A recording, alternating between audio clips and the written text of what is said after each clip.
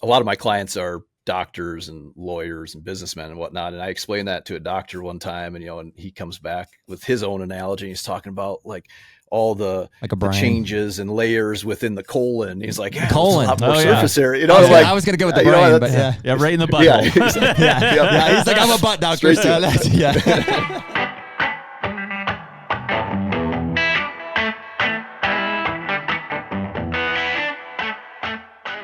The HUNTR Podcast is brought to you by Predator Camo.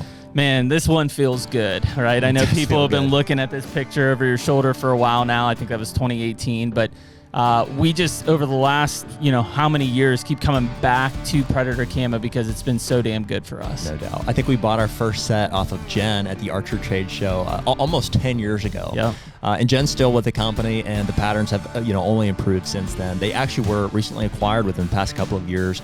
We've had a chance this past year to go and meet with new ownership, talk about redesigning a lot of the old lines, plans for new patterns, all of the above. So really excited about what's to come, not only this coming year, but in years to come. There's a lot of good stuff coming from Predator. Yeah, and I mean, for us, it's always been going back to that breakup pattern, right? That's the historic look, whether you're talking about the spring greens or brown deceptions or fall grays. Yeah. I mean, that breakup is really what's been so powerful for us in a tree stand. And right now, they're letting anyone use the code HUNTR on the Predator Camo website and get 20% off any of the lines, including all the new stuff that dropped here in July. Be the Predator. And we're back. Hey, HUNTR Podcast, episode 287. Hey, 287. Hey, we're getting back to closer to real time. Not perfect. We're in it now. Yeah, we've been in it. We've been in it now. It's November. It's November 6th today on the recording. Maybe a week or two later here as we're dropping, but yeah, mid-November when you're probably listening to this. So we're on pace and we're in the groove. We're in the season, and we've killed one. At least one by now. Yeah, at least one by now. Yes. So we're in it now. We're in Kansas if you're listening to this as well. Yeah, this is dropping while we're in Kansas. That's cool with the dads and Uncle Dale's first trip out there too. So we were just sorting out some travel plans with that. So that's looking good. Dude, we're just riding the waves perfectly so far. Weather-wise? We've caught the weather fronts. We've kept, the wives are, I think I can speak for both of us. Mine will be good after I make a trip. Yeah. Yeah, we're still married. Yeah, that's crazy. We got to plan better on that one for next year, but we're playing around. To be honest, the kids are so excited. Like, that's what a dad does. Yeah, that's fine. They don't really care about that's hunting, true. So. My argument would be they would be just as excited in March, probably. Yeah, probably. They absolutely would, but yeah, just the way that it falls. Neither here nor there. Yeah. Before we get going here, I'll thank everybody for tuning in, whether you're on YouTube, Spotify, or Apple Podcast. Those are three main platforms that we drop these episodes on. We do that every Tuesday and Thursday night at 6 p.m. Eastern time during the season. If you've written us on Instagram DM, I know for a fact that I am behind on website responses there. A couple of you guys have asked about the Predator Camo stuff. I tried to shout out to Brian Dale, my buddy from high school. Writing in. Brian and I probably haven't talked to each other for like 20 years, and he writes in. He's like, "Oh, by the way, I went to high school with Jeremy." I'm like, "What?" That was pretty cool. Dale? That was pretty cool. So yep, there was that, and so bear with us. We're working on getting back to those as quickly as we can. We have some merch on the website, some HUNTR merch. A ton of you guys have been buying that stuff. That's super cool for us to see. We're like, dude, people like our stuff. That's awesome. You like us? They like us. Yeah, it makes us feel validated. So yeah, thank you for that. And lastly, you can use code HUNTR HUNTR on any of our partners' websites for a discount in some way, shape, or form. They appreciate the support, and that it's cool for us too. So other than that. Here we go. We always ask, periodically through doing podcasts, we'll ask you guys, we're like, hey, who else should we have on? And some of it is just because Jared and I are going through our list, and we're like, we've had a lot of people, and it's good to have them back on, but we also like to talk to new people. And so today's guest has come up several times, I would say, in the last year, especially. So we've got Thomas Mlsna on from the Untamed Ambition. And so just periodically over the last year, I've seen his name pop up in the, whether it's a DM of like, hey, you guys should reach out to Thomas. Like, I think he'd be a good one, or just mention in a YouTube comment or something. And so we did. And as we talk pre-podcast here, we're like, man, we appreciate you coming on during the rut. Like, that's a big sacrifice for a whitetail guy. He's like, I'm tagged out. So that's crazy. That makes it a little bit easier for him. But it'll be interesting to get in. He was saying that one of his clients here just shot their target buck. So for the all purposes of this podcast with Thomas is just for us to get to know him and know what he's doing, his background, and then, we'll rabbit hole at some point through that kind of stuff. Right on. Let's bring him in. All right. Thomas, we got you, buddy?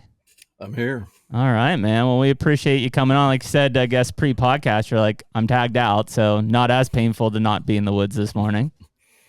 Yeah. It's, like I said before, it's kind of an emotional time of the year, that roller coaster, and just the fear of missing out is a real thing. Yeah. Right. But at the same time, all the pressure's off, so you don't have to deal with that rut chaos where you sit for 4 days, don't see a single deer, and hope that everything changes.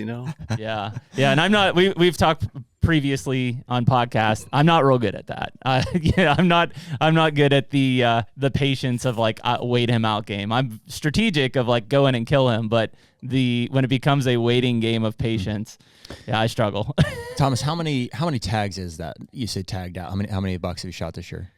Well, this year I only had a whitetail tag for Wisconsin. Okay. And I went out west early on, tagged a nice velvet muley out there. Cool. So now I'm just kind of sitting back and waiting later in the season. Then I'll aim towards doe harvest, our management objectives more so. But the property that I hunt, I share with family and a couple friends. So I try not to get too greedy. Yeah, sure. kind of just sitting back right now, letting them do their thing, chase their own tails a little bit, and then hear the stories of the near encounters, close calls, and whatnot. But okay, so yeah, are you going out of state at all then, beyond the western stuff, or are you mainly just Wisconsin? I hunt a little in Minnesota from time to time, but for the most part, I stick with Wisconsin. I mean, you guys know it. I know exactly what it takes to kill the caliber of deer that I want to harvest. And as you guys know, it's a time commitment. Sure. Right? So at this point in my life, I'd rather invest the time into improving our family farm, increasing opportunity there with the habitat, the situation that I'm very familiar with, because I'm so much more efficient with it, rather than going out of state and knowing that, to be successful, I have to invest that time. I just don't have that amount of time right now. Young kids at home, multiple businesses, stuff like that. So I shoot for efficiency, and this year I only hunted 5 times and I had encounters with my target buck all 5 times. Wow. All in 5 different locations. So, like every year it gets a little bit better as far as my efficiency goes. And that also, when I come home and I share some video with the kids and the wife, then it's a little bit easier to slip out the door the next time because they know I'm not just out there, or just chasing my own tail, I guess. Right. Yeah. Well, dude, for context, can you explain to us what the situation is in Wisconsin, like what your family farm looks like and what your platform is kind of rooted in? Yeah, absolutely. Absolutely. So my family farm is probably a little bit of a different situation from, I don't want to say my ideal, but the bulk of my clientele. A lot of them are very much looking for a well-polished, high opportunity, high success rate type property, which obviously we all kind of seek that as land managers, right?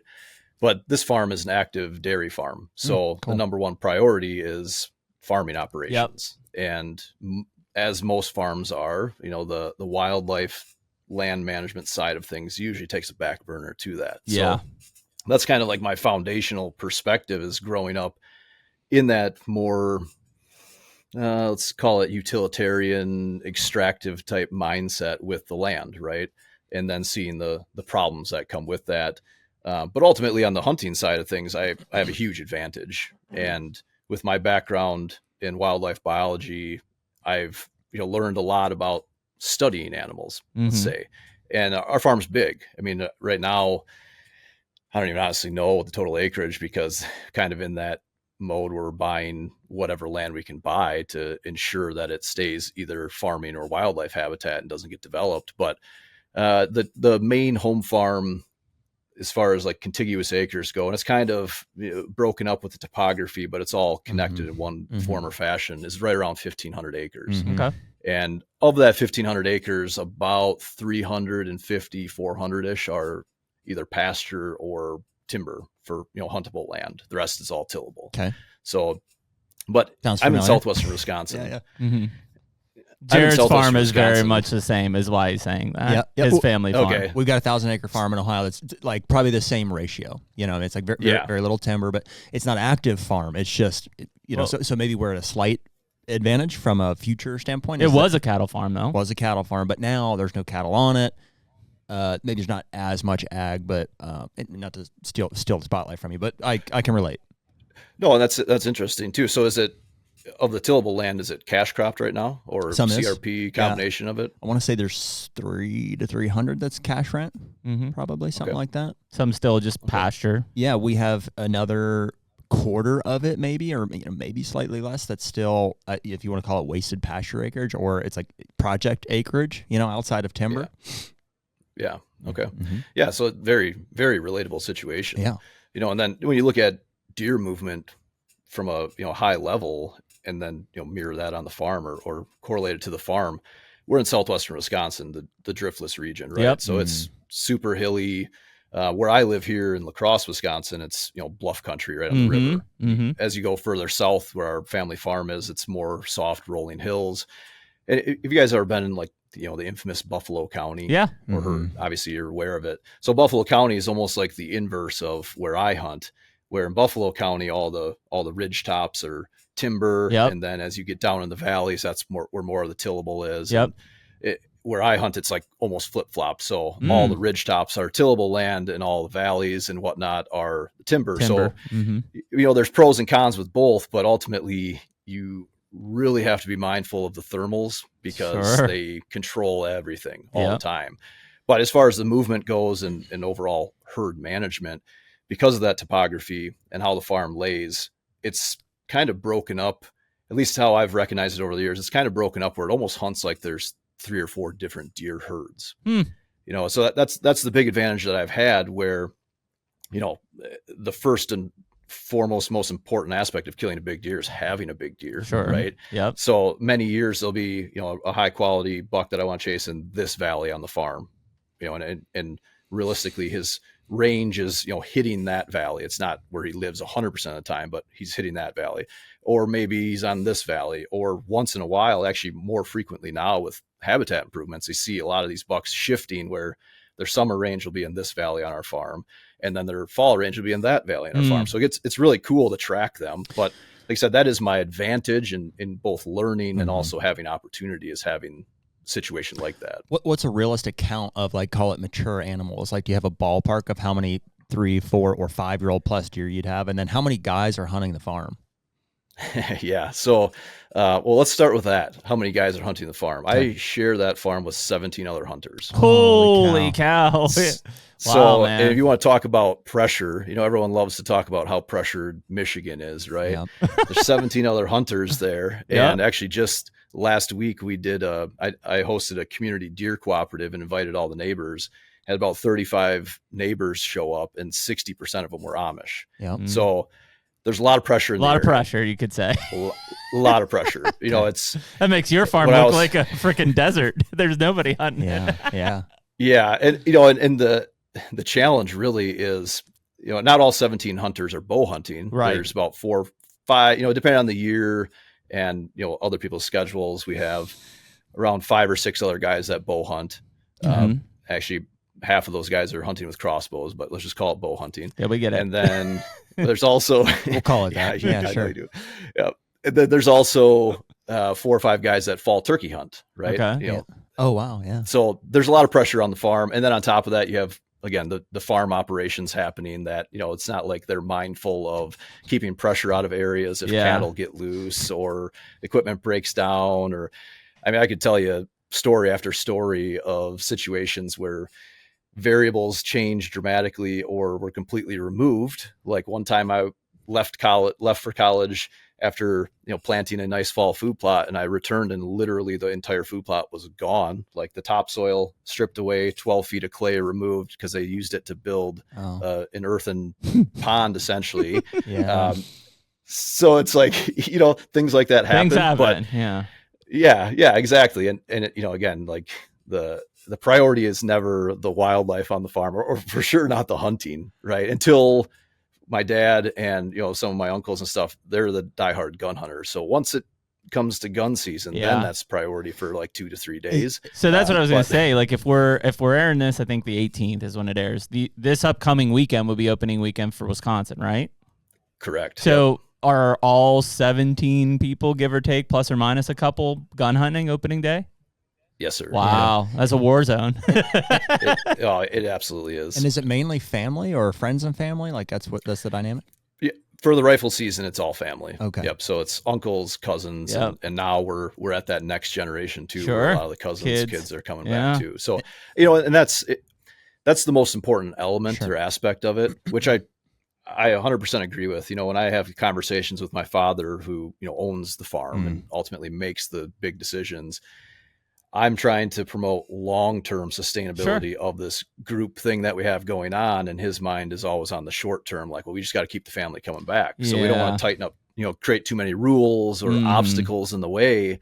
But that's all changed in the last 4 or 5 years, where a lot of these guys now are starting to understand the benefits of the things I'm doing, and they're reaping the rewards, right? So it's kind of shifting that mentality. Seeing is believing for them, basically. 100%. Yeah. 100%. Thomas, of the 300 to 500 acres of like huntable, do I have that right? Or 300 to 500 acres of huntable. How good would you say the habitat is there? If I had to rate it on a scale of 1 to 10, it's okay. It's hard to explain it, right? So let's back up for 1 second and define habitat as a whole, right? So habitat, my definition of habitat and the way I coach my clients is habitat is the combination of food plus cover. Yes. Yep. Right. Yep. So you can separate those two. And the combination of them is still there, but the quality is not. Does that make sense? It does. Let me refine. Like, so let's say just naturally existing habitat. So I'm looking mainly at timber. Really, how good is your soil? How good does stuff grow in the timber? Yeah, soil is incredible in that area. Awesome. Absolutely incredible. Driftless area has got really high productivity. Correct. And then on top of that, there's causation or correlation, I don't know, but there's direct correlation of dairy farms and high quality deer. It's soil management, I think, is the core of that. And then on top of it, you have consistent nutrition, right? So that's why I say, when you define the habitat, I'm competing, like my food plots are competing with 450 acres of alfalfa. Right. And then corn, that as soon as the corn comes off, it's getting planted into cover crops. So essentially the same things that we want to plant as fall food plotters. Just on a giant scale. Correct. Yeah. But on the other side of that habitat equation, when you go and look at the timber, if you had asked me this question 7-8 years ago, right, I would have said it's terrible. Yeah, trash. Because it was all closed canopy, like way over mature forest. So the cover aspect is all based on the topography itself. Yep. And and that's what I've learned over the years. And I'll always say, topography is the greatest form of cover. It is and always will be. But when you can take that cover element and combine it with a food element, now you have true high quality habitat. And that's where, proper timber stand management and early successional growth is going to provide the highest quality habitat, which we're starting to get to that point now where we're starting to get a lot more high quality habitat and we're seeing the benefits of it for sure. I love how you just said that. The topography is the best form of cover. That's so true. Like if you start to realize, like even in poor habitat or poor cover areas, like where you see the deer, it's in the low ditch. They'll walk through the swale of the field, or they'll be in the back corner where they can't be seen from the road type of thing. Like those deer really do use that topography to their advantage. Absolutely. Yeah. The analogy, I'm a big analogy guy, I'm trying to explain concepts to people that they've never really considered before. So the analogy I always use is, if you're out, say you're out and about and there's a tornado, right? Or you're somewhere and there's an active shooter situation, right? Are you going to get behind a bush or are you going to get behind something solid? Or solid ditch, cover. Right? Like, correct. It's just, it's sense of security and it's so consistent, right? It doesn't ebb and flow with the changing of the season where leaves are on, leaves are off. It's consistent all the time. And consistency when it comes to deer management is one of the most important things. Yep. Agree. I think, I'm sorry, Jeremy. The main difference that I'm sensing is like from my farm, as I'm trying to, make a comparison here, is that our farm, like our soil is not great. And so we notice a really stark difference, Thomas, when we go like to our farm in Illinois, for instance, that's like only 155 acres. But when I compare just like the density of cover on that farm just from an early successional. Like, we have a lot of it in CRP. We've had, timber, we've had tornadoes and stuff come through and thicken that farm up. It's unbelievable how big that farm feels compared to, to our entire place. It's like, dude, you almost feel there's days on our Illinois farm where you could hunt 3-4 guys pretty efficiently on 150 acres. There's days on our 1,000 acres where I'm like, dude, I can't think of 2 spots to go, kind of a thing, just because of how it is. Yeah, you're 100%. With that topography, it literally creates surface area. Yeah. A lot of my clients are doctors and lawyers and businessmen and whatnot. And I explained that to a doctor one time, and he comes back with his own analogy. He's talking about like all the changes and layers within the colon. He's like, colon, a lot more surface area. I was going to go with the brain, but yeah, right in the butthole. He's like, I'm a butt doctor, so that's,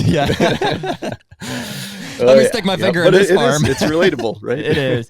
Well, so I would assume that based on soil quality, that transitioning to obviously the natural habitat, but then also all the planted food that we just talked about, and your management of those crops as well, going from corn to cover, etc. High deer numbers in that area.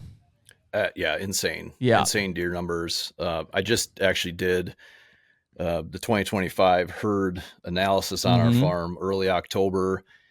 It was kind of pushing it. The goal was to get the statistics before this community cooperative meeting, so I could kind of share them with the area. So it wasn't ideal. The foliage was still on the trees. So, basically by 10, 11 o'clock when the sun was all the way up, we had to kind of pull the plug on the operation. So we only did the 2 southernmost valleys on the farm, but that total acreage is probably right around 180 acres. And the herd analysis came up with 109 antlerless deer and 24 bucks or something along those lines. Crap. So, and that's probably pretty accurate as far as what I see through trail camera surveys and visual observation. We're dealing with right around a 1-to-4 buck to doe ratio, which is way too high. Way too high. And that was kind of the, one of the major things I was talking about at that community meeting was, hey, I'm not here to tell you what to shoot, but if you want to shoot a higher caliber deer, this is how we get there. And one of those things that we need to start focusing on is management objectives with our antlerless herd and reducing the doe numbers. So, again, a lot of them are Amish. So I basically just put it out there. Like, no problem. There's a lot of people here. Well, and that's part of it. But, I was like, if you guys want more meat, like we'll kill more deer. We end up holding a lot more deer later in the season because you have the food. Yeah, correct. So, like my go-to strategy for doe management is long range rifle. Yeah. Why not? Can you guys get the degradation tags out there? Well, I'm in the CWD area of Wisconsin. So you can kill as many as you want pretty much. Correct. And then we have 2 dedicated antlerless seasons in December. Which are nice. Yeah.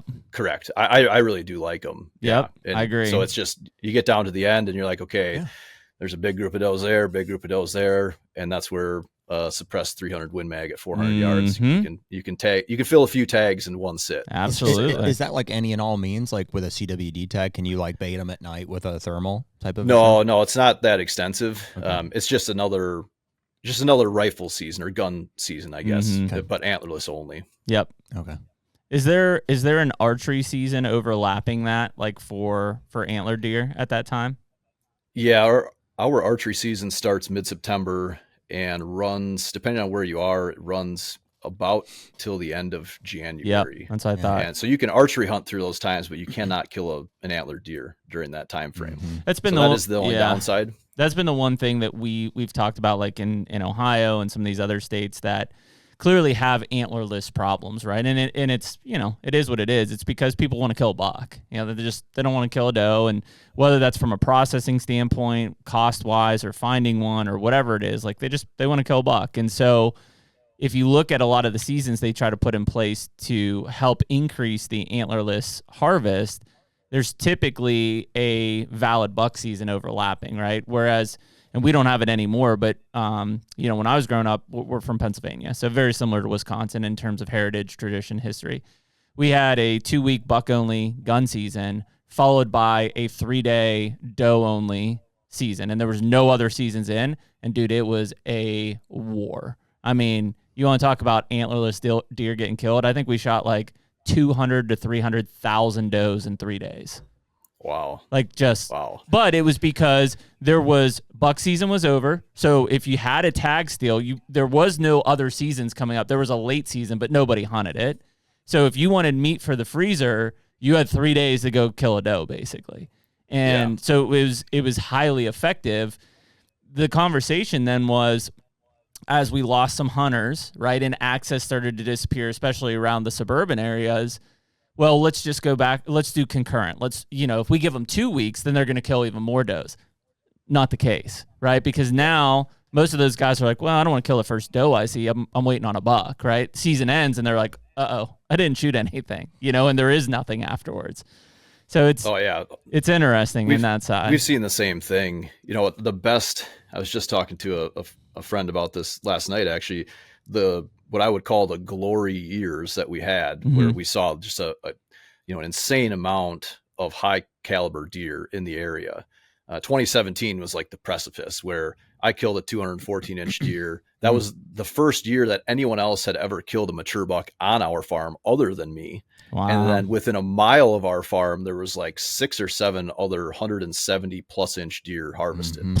And if you look back leading up to that, we had, I think, 5 or 6 consecutive years of earn a buck, because that was right after the CWD stuff. So, you had to shoot a doe to get the buck tag, and it made a huge difference because it balanced it out. And it wasn't, I'm a huge advocate for earn a buck. Honestly, I really like it. I know, a lot of people hated it. Anybody who's management minded is like, it's common sense. Yeah, like, it makes a ton of sense. 100%. Yeah. But if you're not, then you're the guy that's picking up a roadkill doe to get your buck tag. So you're not actually, helping the management objective. But anyway, it is very common sense. It's just there's a finite amount of resources on the landscape. Yeah. And you can't feed all those mouths. And then on top of that, just the pressure that a high amount of does put on your bucks, it just pushes them off the property, or they go find low pressure areas. Yep. Yeah. And I mean, it's in the same vein. We've seen that from massive EHD kills, right? Which is, I hate to see it, right? But in the years following those massive EHD die-offs, you typically see some of the better caliber bucks come out of those areas because they just have space and resources.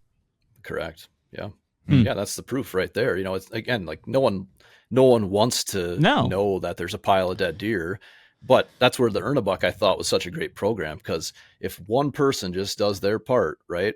And like you said, then they're not waiting until the end of season, hoping to just fill a buck tag. A lot of them just go out and they get a doe right away. At the end of season, because then that tag carries over to the next year. So it worked out really well. Yeah, I mean, the three of us would, right? I mean, the first thing we're going to do is go out and whack a doe, so we have it. We're sitting on the tag. Yeah.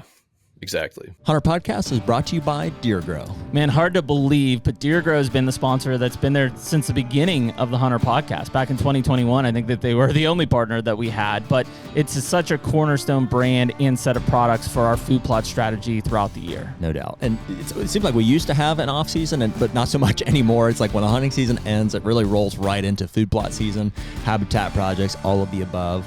And the Plot Start and Plot Boost have been there since the very beginning. That's a cornerstone for all of our plots. The Plot Start goes on at the beginning, Plot Boost goes on midway through. And since they came out with all of the fertilizers, that gets mixed in with the Plot Boost application as well. And I can't believe the results that we've been getting out of that. Yeah, it's been awesome. Like I said, it's all the work now that really produces the results in the fall. So right now, anyone listening to HUNTR Podcast can use code HUNTR, HUNTR, for 15% off any of the products at deergrow.com. Better food plots, bigger deer.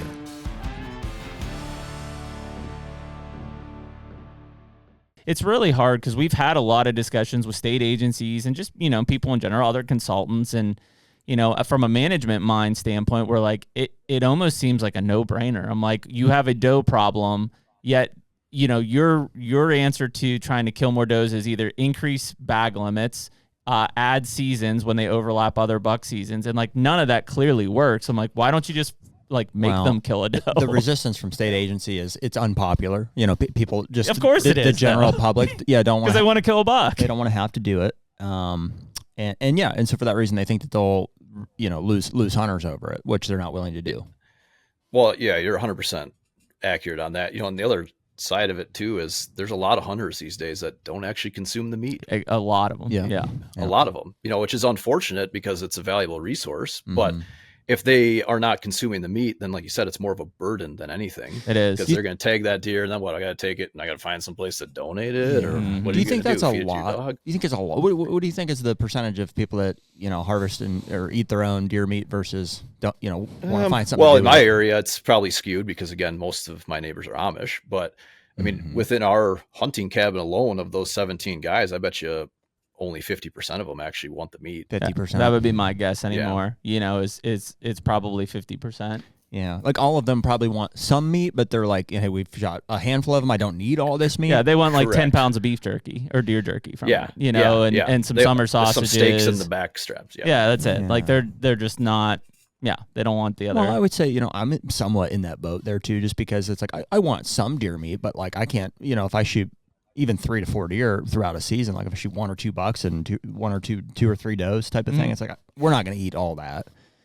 So well, there's only 2 of you, and I don't know if Margie eats deer meat or not. Just only if I cook it, Yeah, so I mean, and just like you shot that buck in Illinois, we gave some to the neighbor. She's like, yeah, I'll take some. We gave some to the neighbor because she wanted it, and we were appreciative for stuff, and we ate the backstrap or the tenderloins that night. We grilled them up along with some other steaks there and stuff, and then so I have a couple roasts and a couple steaks and some backstraps left from that in my freezer, and I'll eat that. Yeah, I think it's a high number, and I mean. The 2 things that are kind of playing into that, I think, as well, is number 1, there's fewer deer processors than there used to be, a lot fewer. The cost of processing, I mean, and I remember a basic cut at $40. I think most of it's over $100 now for a basic cut, which is expensive, for a lot of people. Dude, it's also, there's probably a cooking culture tied to that. Like, dude, just compared to 10 years ago, like nobody cooks anything. Like we just eat out. We go to Chipotle and, Texas DoorDash. Yeah. Which kind of highlights a problem in itself, right? Yeah. I mean, and that's really like the foundation of my mission is getting people connected with their land at that, more intimate level that we used to have. The more we separate ourselves from the land, and this is a perfect example of it, like we just want to go kill for the experience, which, I don't want to hold that against anyone, but they're missing out on a much deeper experience that can be had. I mean, to me, our family eats almost exclusively wild game. And then, we'll raise some chickens and whatnot too. And we get beef from the farm, pork from the farm, stuff like that. Like we eat a lot of other things, but the overwhelming majority of our meals 4 nights a week are venison. Agree. And same with mine. We cook it a lot of different ways. Yeah. And once you do that for a short period of time, then it just becomes the norm. It's the norm. Correct. And then when you hit that point in the year, whenever it is midsummer, end of summer, when your freezer's starting to get a little bit sparse, then, again, it's a good thing for me because my wife's like, oh, we got to get some more meat in the freezer. Exactly. Oh, all right. See you later. Right? Yeah. But, and that's the problem is we just kind of focus on the convenience aspect, which, a lot of our generation is going down that path. And then, when was it? Just a few years ago, they pulled home economics out of school. So they're not even kind of encouraging or coaching kids at a young age to be resourceful at home. Instead, it's just, this dependency that we develop with the rest of the modern world, I guess. Right. But, yeah. It's wild, man. When you think about it, like, I mean, I've been out of college for, I don't know, almost 20 years at this point, I think. And like, I vividly remember like my 4 roommates who lived in an apartment. And like, if I or the other one that would hunt shot a deer, like we were golden for like the rest of the semester. Like, I mean, we ate like kings, right? Because before that, it was like, hamburger helper without the hamburger in it type of thing. So yeah, I mean, you ate like king, or went out and shot pheasants or whatever it was. Like that was the big thing. And I ate deer meat growing up, and I ate, quite a bit, but not like in every meal thing because my mom cooked and she grew up with it, and so she just didn't like to eat it at that point. But like now, I mean, it is, I'm in the same boat, Thomas. I'm a 4 night a week venison thing. Like I shot my first elk this year, so I've got an entire freezer full of elk, and it's been like off the charts having that, early in the year. Dude, I think it would really be helpful for a lot of us to, and not to discredit or like, because Allie comes to mind, we got to cook her cookbook here, but like if somebody like really did a very intentional like video series of like, here is how you make a build like what's the word? Like a culinary lifestyle around like cooking Venice. Like, here's how you could do this, like 4 to 5 days a week. Here's like 5 core meals, like and here's how you would prep it. Well, I mean, that's the thing. I would get on that. Like, that's the thing, though. It's like, and again, like, I don't know how many kids you have, Thomas. Like, I've got 2. I've got a 13 and 9-year-old. Life is busy, right, with sports and everything else. Like, it takes time to prep too. Well, like, I was gonna say, the thawing out, the thought. That's what gets me on it, is the thought before. I'm like, okay, if I want to cook something like that, I'm gonna be thinking about it 6 hours. Usually I don't think about eating until I'm like, I'm hungry. Yeah, see, you just have to develop a routine. But like for me, it's like if I go like the basics, and it depends on time of year, like venison chili, high on the list. Tonight I'll have elk burgers, high on the list. Tacos, easy peasy, good to go. Is all that burger already thawed now, or will you pull that out later? I pull it out in the morning. Put it out in the morning, put it in my sink, and then tonight it'll be ready. So is that something you thought about this morning, or something you thought about last night? Last night. You're like, tomorrow night I want to eat. Yep. Venison. Just knowing it. And I mean, dude, when you have kids, you got to plan that shit. Or it's like, yeah. Well, consistency, right? The getting in a routine is so important. Yeah. Right. And I'm not here to give people life advice in general, but what we've found to be the most effective is, first and foremost, a high quality family unit.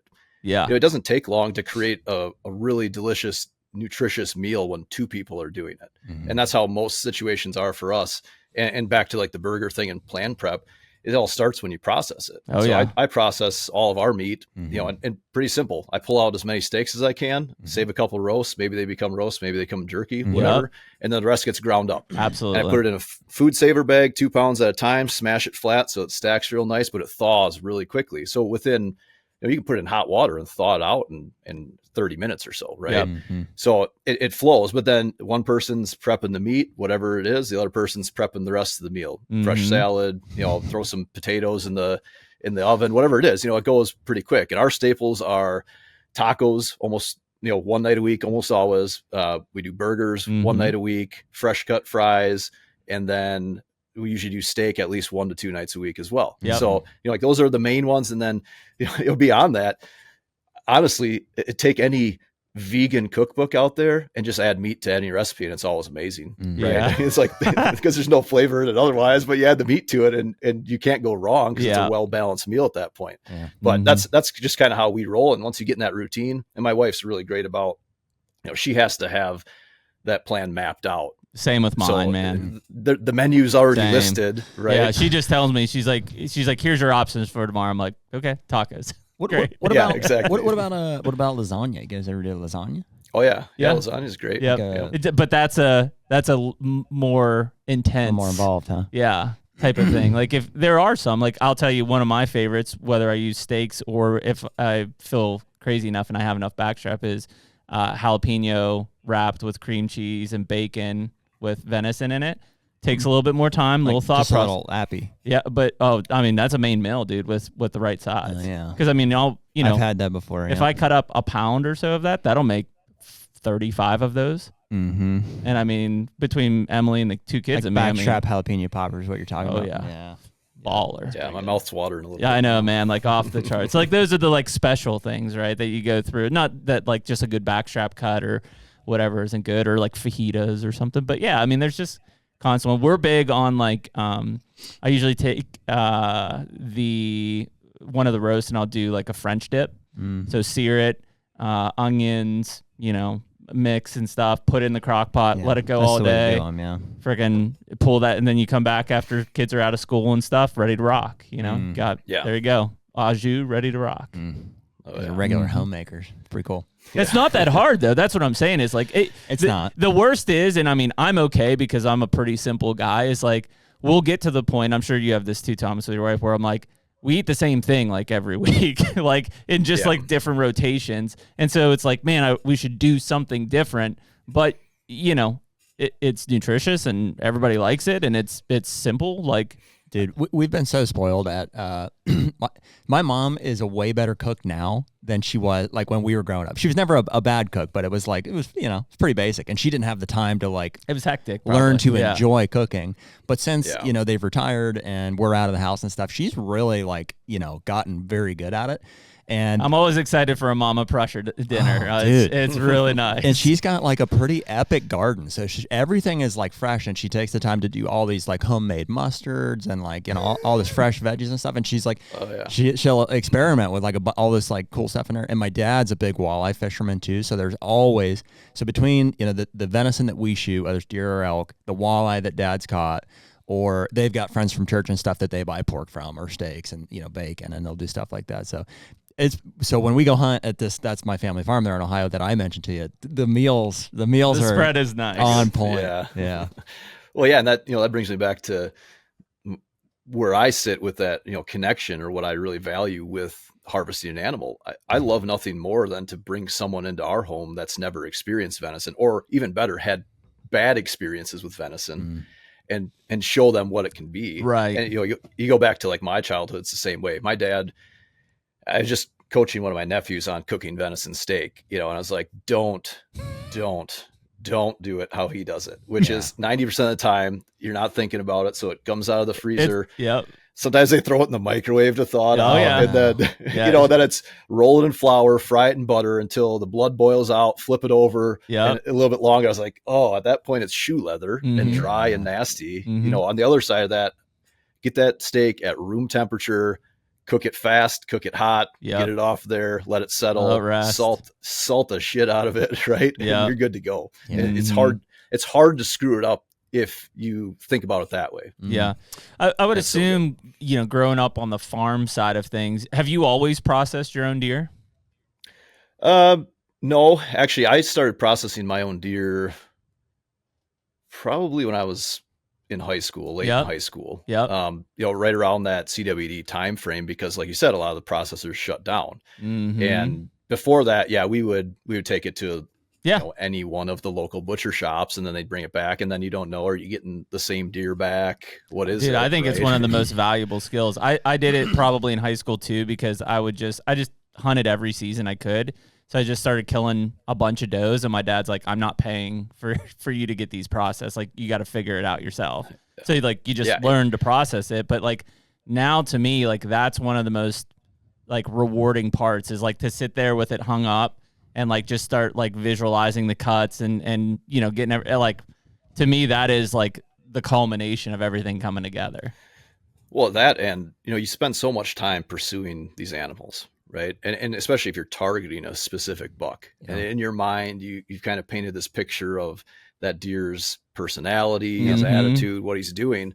And to me, I find it the same way. I think it's a really intimate process when just caping that deer out, and seeing all of it in their neck and the holes and all that stuff, and then not to sound like a serial killer, but taking him apart. We get it. But I get it. Check and I just had that conversation. Check this out, man. With my wife. Man. This was this past Saturday. I shot this on our farm in Illinois, and exactly like you're talking about, we had pretty intimate history with this deer. I passed him last year as a 4-year-old. Here's the shed off of him. We found that. So passed him last year after a guy. So I had my bow during gun season. I heard a guy shoot. We texted him twice. Yep. So this is the deer he missed. 25, 30 minutes later, he came, walked right under me at 12 yards with my bow, and I let him walk.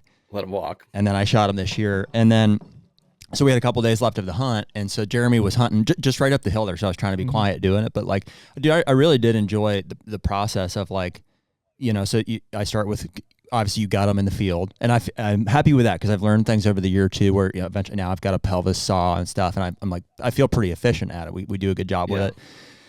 We get those out, get them back to the house, and actually I let them just hang overnight. We did weigh them this year, which was a new thing, because normally we never have a scale handy. Yeah. And it's like, we did have a scale. Yep. So that deer field dressed 220, which is awesome. 220. Wow. Yep. So we let them hang with the guts out overnight. It was plenty cold. And then the next morning I could go in and just take my time, and I caped him up to the neck, and you pull him off right there, which, just every part of that too. You're like, dude, I do a nice job, slipping up the legs there, and then, get right to the very top vertebrae after you can see the jaw. You set them in the bucket of the tractor there, skin them the rest of the way out. I process everything there, and then it's still not done there. You get all the meat off, and then I take them over to the house. I set them on the little card table that we set up, and I start on the upper gums and right here, and I cape them out, go in the barn and find a big old flathead screwdriver, and start prying them off.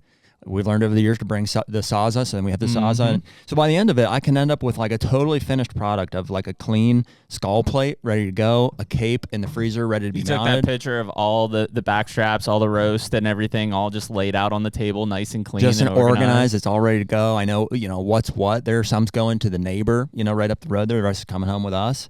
Yeah, it's a cool moment. It's a cool process. Yeah. Of course, banquet helps too. So yeah. Which like you see this all the time. I'm sure you guys maybe you've even had this conversation, but this conversation of kill versus harvest, right? And then you get the people in the background, call it what it is, you're killing. But realistically, your situation, Jared, is a perfect example. It's a harvest because you are making the decision on which animal to pick at its peak ripeness, essentially, right? So we're, as land managers, we're doing everything we can to seed and grow this resource, and then we choose which ones we want to harvest. So I think harvest, when I go out west, it's hunting, I'm killing, right? I'm not, I don't have the same control level of decision making, right? Correct. But at the same time, like when we're land managers with whitetails, we are very much growing and harvesting these animals. Yeah. And a lot of people get mad at that. And mostly the people who just won't or haven't ever had that intimate relationship with the land and the wildlife that's on the land. And so I don't hold them, in a bad view about it. Like I get what they're saying. Like you're killing them. Like harvest is just like, that's a liberal way of dodging it or whatever. And it's like, no, the land connection, the wildlife connection on the land, how we're choosing what to pass. Like it's not a luck he walked by and I shot him. It's the choice that I made to either be there to shoot him or to pass him, which is a harvest situation. Yeah. It's not a like effort to dodge the fact that we're killing them. It just, and maybe for some people it is. And I understand why people get upset at that. It's like, just say what you're doing. You're killing them. And I agree. But like, from your perspective, like we are investing into this resource. And so like, from that standpoint, we want to harvest them when it's mature, but to harvest it, you got to kill it. So, I mean, they're kind of unanimous in that sense, Correct. Synonymous is the word. Yeah. 100%. Well, dude, can you tell us, Thomas, about your business a little bit? So, we don't know a whole lot about your consulting. Is that something you do full time and like, go for that. Yeah. Yep. Yeah. I'm a full-time, well, I don't want to say I'm a full-time consultant. I'd say probably 50% of the year I'm consulting. The other 50% I'm actually doing land management, whether it's our farm or X number of client properties. Like actual activities on the property. Correct. Yep. Yeah. And, I'm not a big believer in like the concept of the one and done type consultation. I think there's value there, gaining perspective from other experienced individuals for sure. But I've seen too many properties that had that type of plan, 5-10 years down the road, and it just has negative consequences long term, right? So, the way that I look at that is, just like your deer, right? Can I score your deer with one angle, or do I need multiple perspectives, take a little bit of time, take some measurements to quantify what it actually is, right? And that's just obviously a very superficial analogy, but when it comes to land management in general, I think that you owe it to the land and owe it to the resources and to yourself, whether it's a financial thing that you're committing to long-term or a time commitment, you owe it to yourself to invest the time and do a deep analysis. And that's really what brought me down this path of the more holistic land management sense versus the concept of whitetail land management, right? And, that kind of goes back to what we were talking about with habitat. With whitetail land management, I feel like there's too much oversimplification in general. And I understand it because, a lot of it is a pastime, quick kind of recreational activity for people, and they want to just increase opportunities. But when we take a step back and realize that we're only painting on the canvas with 3 or 4 colors versus a full palette that has all the detail, you realize how much you're actually missing out on. So that's where I started this business. I went full-time 5-6 years ago now, where the holistic mindset in general with management, we're looking at that property as a whole, right? How is that property made up of all these smaller systems while at the same time being part of a much bigger system on the broader landscape? So I spend, like I said, 50% of my year. I mean, I'm coming into the consulting season right now. So for the next couple of months I consult year round, but the bulk of it's going to be happening coming up. And then we're writing plans, long-term management plans.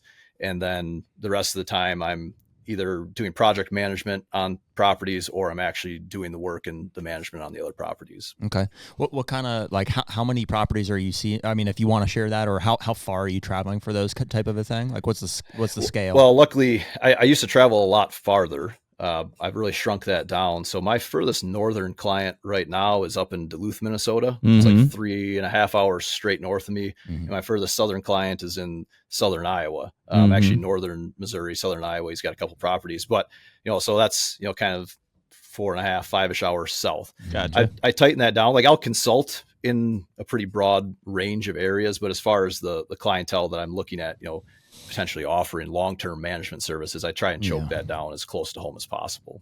Cool. Gotcha. And I try to limit, I only take on about 20 to 30 clients a year because of the depth and the scope of a lot of the planning. We really spend a lot of time to dig into a property and analyze it the best we can. The way I explain it is we take a top-down approach to analysis, and then we build the property from the bottom back up, right? So we're coming in and we're doing obviously e-scouting first and foremost. And the way that I run my process to get the most out of it is everything starts with a mapping exercise between us and the client. And we start to kind of map out what they've already got going on, anything they already know about the property. And then from there, that kind of segues over to me or someone else on my team, where we're doing a e-scout type analysis of the property.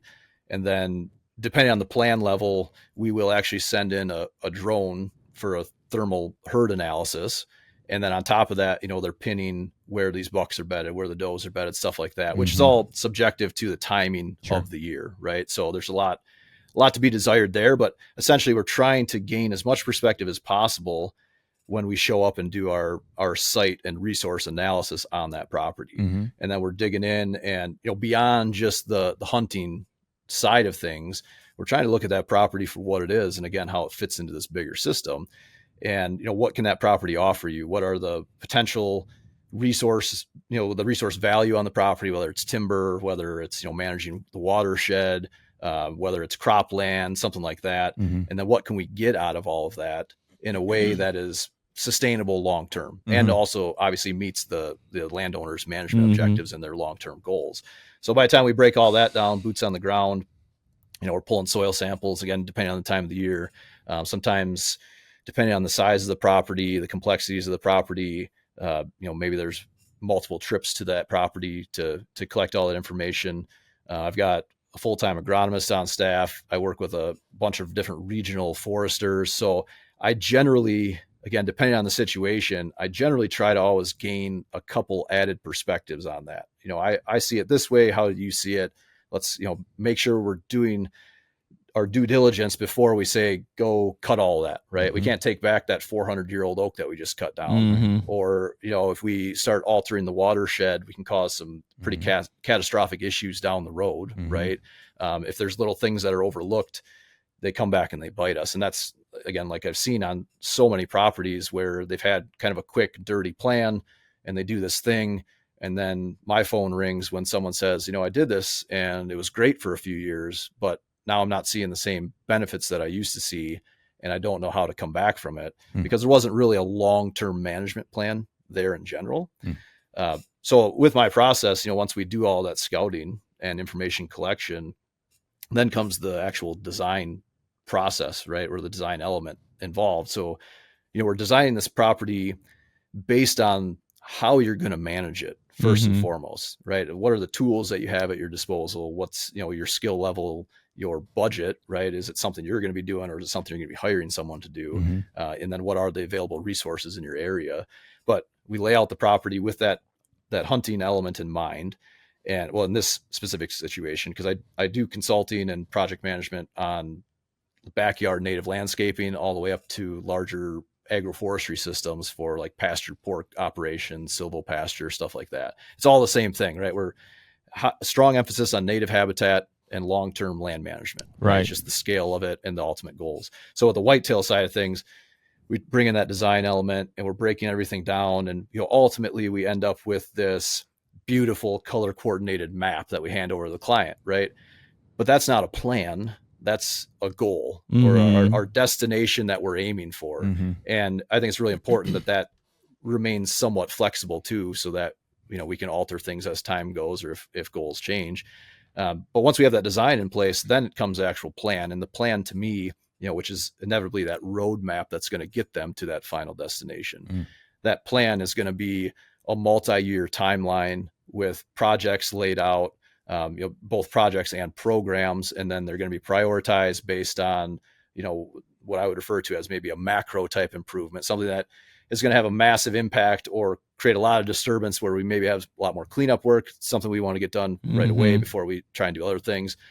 Or just, what's going to bring the most ROI up front, that return on the time you're putting in, the money you're putting in, or maybe just that low hanging fruit. Someone can call me in August and I can say, yeah, you should do all these things, and let's just start by putting in a food plot right here. There's a small food plot to create a little bit more attraction in that area. So once we have that all broken down and laid out with that multiple year objective, at that point, then it's on the client if they want to work with us as far as project management, hire us for land management, or if it's a plan that they want to execute themselves. And I refer to myself as more of a coach than a consultant, because I like to work with them. Yeah. And a lot of our management goals and how we lay things out, it's like, here's a list of all the things that need to get done. What are you comfortable doing? Do we need to come in and do some heavy lifting? Do we need to find a reputable contractor in the area to handle some of this stuff? And then, we vet a lot of these people too, because as you guys probably know, there's a lot of people out there that call themselves land managers just because they have a brush hog on front of a skid steer, right? So we want to make sure that our vision, the client's vision, aligns with how this contractor, land manager is seeing this job to be done.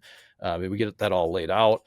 And then the last part of that process is just the back end support. And what I refer to oftentimes is the holistic habitat toolbox, right? Like there's all these different ways we can manage it. So, ultimately, what are your goals, and does this management practice align with your long-term goals, or, is it a short-term fix? So, tend to discourage the short-term quick and easy route versus the long-term do it right.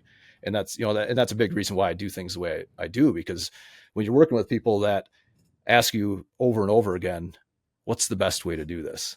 Well, this is how we've been doing it, but honestly, it's probably not the best way. So can we find a better way? Can we find what that best way is? And that's how we just kind of build a property. Like I said, we analyze it from the top down, and then we'll start building it from the bottom up, starting with, looking at soil health in certain areas and all the habitat on top of that. The HUNTR Podcast is brought to you by Hoyt. Should be no surprise to anyone listening to this that back with Hoyt another season. I'm actually going to be shooting the AX2 aluminum this year. You traitor. But you're still going RX9. Yeah, blacked out as always. Blacked out. Yeah. Big surprise for everyone. 80 pounds. Big surprise. Yeah. But seriously, man, it shouldn't be a surprise to anyone. Every year, it seems like we get a new Hoyt bow in our hands, and they're always a step above the last and just a step above everybody else. Yeah, they're so consistent, man. Just their processes get better, every year. And we've really been excited about, as we've grown with Hoyt, we've brought some others in with us. And we just feel like the Hoyt family is growing, like the community, and we're really excited about the people that are involved, excited to be a part of that company. And it's really awesome. So for anyone that's excited about Hoyt, like Jared and I are, you can use the code HUNTR, HUNTR, on Hoyt.com. Get serious, get Hoyt. What are some of the most common issues that you see on properties that have been previously consulted on and then, a plan acted out on? What are some of those most common issues you see down the road? The most common issues I see are water management problems and invasive species. Okay? So those are probably right at the top.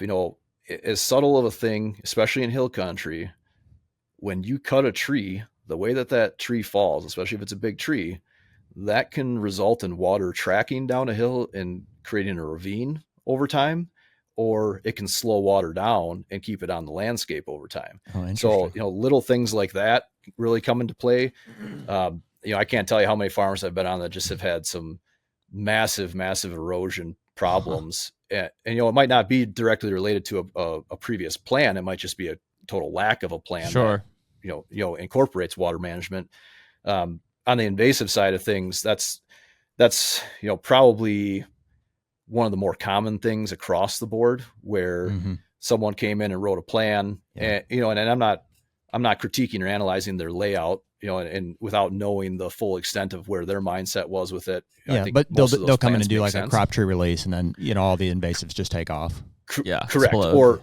Or more than likely, if it's like a specifically whitetail land management type of design where they're not really diving into like a species level analysis, right? They're looking at it like, we need cover there, we want food there, again, separating those two main elements of habitat. Well, I was just on a property this year, and I won't name names, but there was a consultant on there, and his approach was on this 160 acre property up in Buffalo County. His approach was, we really have to set this property apart from the surrounding neighborhood, right? Which I can agree. Yeah. And he prescribed an 86 acre clear cut in the core of that property. And, when I got there, it was 3 years post cut, and it was just a sea of invasive species, mostly buckthorn, honeysuckle, autumn olive. And there was no real management plan in place. It was, hey, go create this thick bedding. Okay. Yeah, that makes sense. But one of the biggest problems with this concept of managing specifically for whitetails is what we talked about in the beginning with habitat. If you don't have a real management plan, how do you keep certain areas of your property in this perpetual state of early succession? Right? Yeah. You really can't. Are you going to go in there and recut like every 5 years? That's just becomes a nightmare. Well, what is the answer to that? I mean, that's probably a pretty common one. Like, it's easy to say, well, clear cut it. Deer will be in there. Yeah, there's going to be invasives. I mean, for a while they'll be in there. For a while, was he experiencing negative issues from a deer hunting? Were the deer not using it, or what was the problem? His issue, which I've seen many times in similar situations, was, and this one actually I would blame on more of the design and that bigger plan, but the design of that property didn't encourage movement within the property in any way, shape, or form. What it did was it created a sink right in the middle where all the deer wanted to spend their time. And then what he was seeing is all of his mature bucks weren't moving within the property during daylight. Instead, they would work out of his property right at dark, and then they'd get killed by the neighbors coming back into the property in the morning. So he had like 3 consecutive years of either target bucks or stud up and comers that were getting killed basically on the fence line where these deer are coming back into the property. And again, this is kind of largely what has promoted this holistic mindset for me, right? Looking at how that property fits into the greater landscape. Well, I don't care if your magic bean, grows really well and attracts deer during a certain time of the year. You have to look at how that plays into this bigger system with how deer feed on your food plots, and then work out to, in this situation, surrounding alfalfa fields, surrounding row crops that have cover crops. So it's the same thing that I kind of deal with on our farm, right? You can't outcompete that. So strategically, my approach, or what I feel is the more effective, and I've seen it time and time again, is looking at your food plots as an attraction-based pinch point more than anything, to funnel movement, create movement within that property into the most accessible hunting areas. So right? in that specific situation, then, you have just as much of a problem with the design of that clear cut as you do the fact that the invasives were not managed. Correct. In this situation, yes. Yeah, that was just, I think, let's say that it was. Let's say that the design was on point and you liked it, but it was clear cut, and now you have these invasives, and let's say it's too thick, the deer aren't using it anymore now. How do you address that? Well, and that's where having a good management plan is really important from the start, because when you implement any improvement, call it, right, the first thing that you should always be thinking about is how you're going to manage it long term. I mean, we're dealing with a very dynamic situation every time. It's not, we're not building a house and saying, put a fresh coat of paint on it every few years and you're good. We're dealing with living organisms and multiple ecosystems that are all interconnected. And when you disrupt one of them, that there's a rippling effect. But at the same time, if there's not disruption, or what we would refer to as disturbance, then it kind of gets stale and stagnant over time, right? It's like, if you don't burn your CRP, how many years before it just goes to shit? Right? It's just all matted down thatch layer. So it's the same thing. So it depends on the situation. And I don't want to say that like I'm deflecting on the question, right? But every situation is so different. In a perfect world, like where I'm at in Wisconsin, one of our best management tools is and always will be prescribed fire, because we can go in and we can reset. But ultimately, whatever your form of disturbance is, whether it's mechanical, maybe you're going with a forestry mulcher every so often, maybe you're, chainsaw, logging, whatever it might be, mowing, just in general, brush hog, mechanical, animal integration into there. A lot of times when I'm working with clients. That is holistic. Well, and it's super effective, right? Sure. So when you look at animals and the value they bring to the landscape, which I would argue, since we removed large animals from the landscape, we've seen a steady decline in quality of nutrition across the board, right? Once you separate, like that's kind of the conventional agricultural model in a nutshell, is Thomas, once we remove the animals. Do you personally own a herd of goats that you rent out to clients? I do. Is that where this is going? And I think they're in my yard right now. They got out early this morning. Yeah, they're keeping the grass down. I would prescribe fire, but I actually have these goats. Let me tell you. Well, I actually don't rent them out. I have them.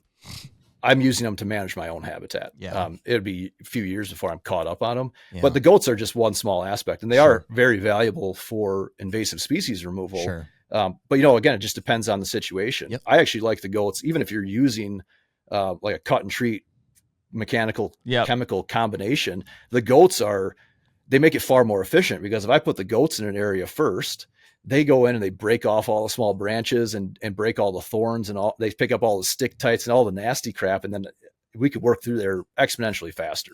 Mm-hmm. But that's besides the point.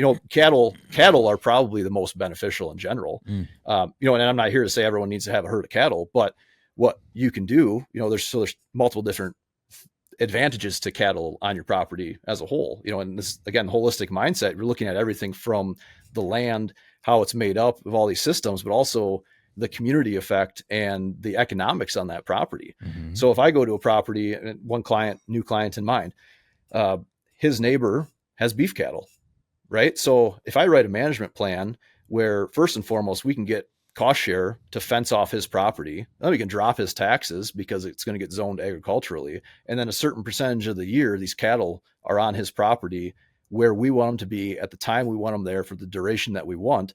They can go in and they'll reset an area in short order. And in the process of doing so, they bring in or recycle a ton of nutrients on that ground. Mm-hmm. So there's a huge advantage to that. And obviously I understand that's not always applicable, right? So that's just one aspect. So we have mechanical, we've got the animal, we've got, chemical, and we've got fire. Those are really our main forms of disturbance. Mm-hmm. And every situation is a little bit different. But when it comes to designing the property or structuring that property with management in mind, that's what's so important. So just where you run an access trail or where you want a travel corridor for deer, that lines up with where your habitat units are and how you manage that property, right? If we keep this trail open, we've got a burn break ready to go. Or I'm a big fan of a lot of small habitat units. So if you're managing this unit in one way or at a certain frequency, and the other one's a little bit different, where those two habitat types meet,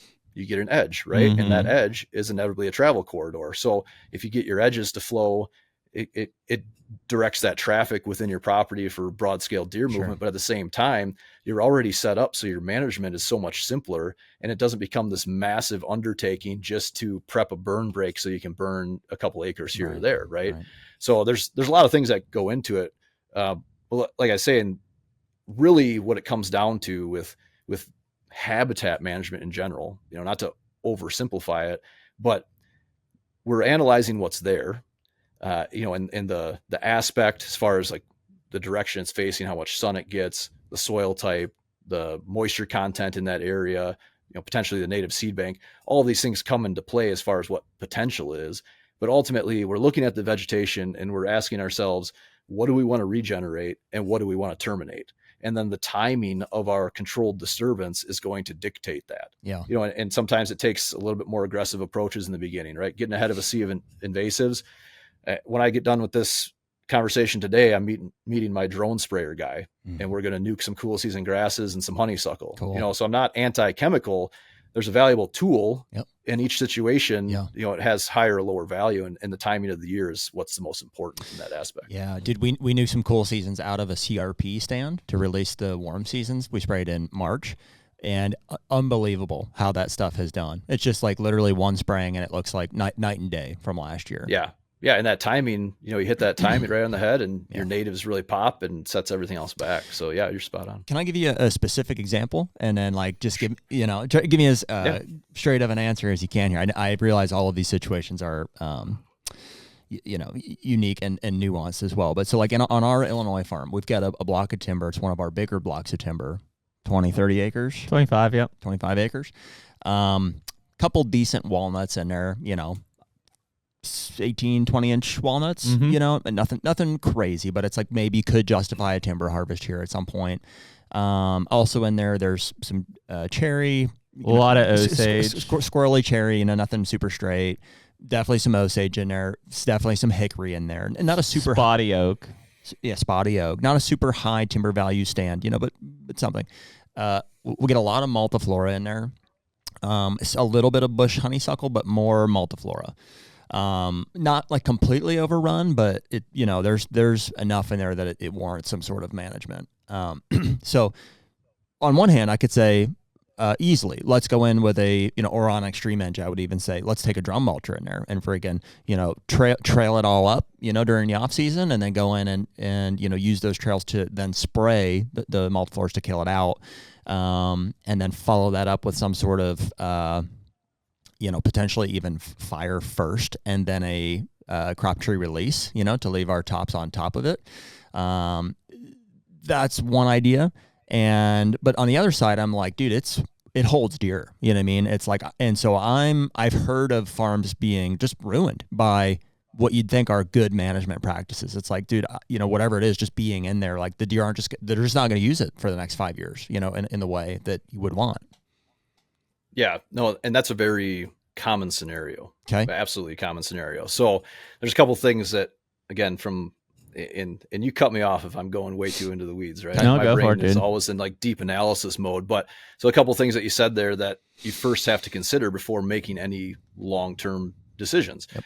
The big thing with land management, at the end of the day, you are managing sunlight and resources, right? So everything that you said there, there's a lot of different possibilities and paths you can go down, but part of getting rid of invasives is replacing them with the native, more beneficial comparison, right?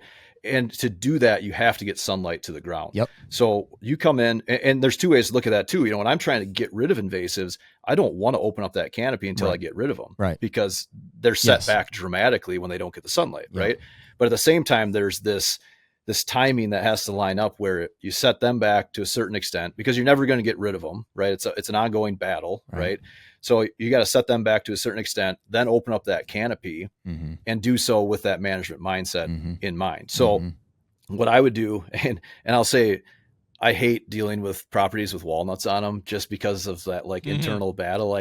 They're not really a great tree for deer. They're allelopathic. We'll bring Bobby Kendall in. I'll take all of them. I'll take them all. He's like, wait, how many walnuts do you have again? Exactly how many do you have? And that's exactly it. It's like when they're at timber harvest age or close to it, even within 10 years, that's great. But it's when you get all those 6-8-inch ones where you're like, man, that's going to be a veneer log in 30, 40 years. But at the same time, this is basically dead space on my property because nothing's going to grow under those walnuts, right? But if we back up, what I would do, so if I looked at that property, and again, not without seeing the topography, without seeing what's going on around it and the flow, just in general, I would look at breaking that up, into those management units and how you want that movement in general to flow. And then with that, I'm looking at my cover in not so much depth, but layers of cover, right? Depth of cover is a great concept, but in a lot of situations, you don't have a lot of depth of cover. It's more so, where is the security? Where are the layers? How does the topography add into that element of cover? I'll give you just a little bit more context, and maybe you can, splice this in here. So, let's see. It's bordered by big ag to the north and to the east, which is off of our property. So we own to the corner of this block of timber. It's a south-facing hillside, and it is bordered by our eastern property border, and then the rest of it falls down into a creek at the bottom. It's got multiple knobs and ditches kind of running through it from north to south, and the bottom is a big 30 or 40 acre CRP field. And so we have the ability to hunt just essentially the perimeter of it. We have no interest or necessity to push into the middle of it. I can hunt the far northeastern corner, the southeastern corner, and on, straight north or southwest winds, I can hunt the western edge of it. And so what would your objective be for that property from a deer habitat standpoint? I think want primarily bedding cover, secure bedding cover. Yeah, that's mostly? it's probably one of the largest blocks of timber of cover. Yeah, of cover in the area. So Okay. because of that, we want to maximize that ability to continue to make them feel secure and hold them. Deer holding capacity. Yeah, replace the invasives yep. with a better quality habitat. Yes. Yeah. So again, looking at that in layers, looking at where you want to hold deer within that. How big is the block in general? 25 acres. Mm-hmm. 25 acres. So a lot of space to work with there. Yeah. I'm layering that, and I'm breaking it up into multiple habitat units. Again, that flow. So what I would do first and foremost is you're looking at the edge structure. What kind of edge structure do you have along that property? How many edges are that block, and how many edges are there? Can I create more of that edge structure within? But each one of those edges has the potential to be a thick brushy edge, which adds a layer of cover. So let me just throw ideas as we're going here. I'd consider clear cutting some of the knobs. You know what I mean? There's 2 or 3 knobs in there that we could clear cut and make an edge around that, and also improve bedding on the tops there. Mm-hmm. So, and that was what I was going to suggest also. So you go with edge somewhere in between there. I would have more of a transitional type habitat, more like oak savanna type habitat. You know, maybe it's walnuts, but you've got trees, but they're spread out enough where you're getting adequate sunlight to the ground where you can get more native forbs, you know, maybe some grasses and stuff like that to grow in there. And then beyond that, you get more into the timber, and within the timber, and this is just how I'll roll a lot of times, because, you know, if that timber does hold potential value 10, 20, 30 years down the road, we don't want to go in and just wipe the whole thing for deer, right? I mean, sometimes that's appealing, but then later on you'll regret it. And also we need good timber management so that we can provide that resource, right? For sure. But within that, then when you talk about those knobs, so yeah, I'm looking at the topography. Where are bucks already bedding, and what can we do to encourage more bedding and more consistency in those areas? What I wouldn't do is clear cut the knob itself.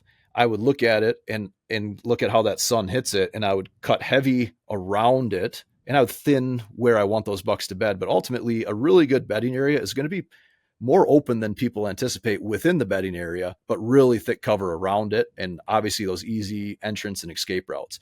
So, you know, if you have some good overhead or canopy trees in that area, I would selectively leave those trees, thin the rest out. You know, you get a handful of tops or some logs on the ground for that immediate backing cover.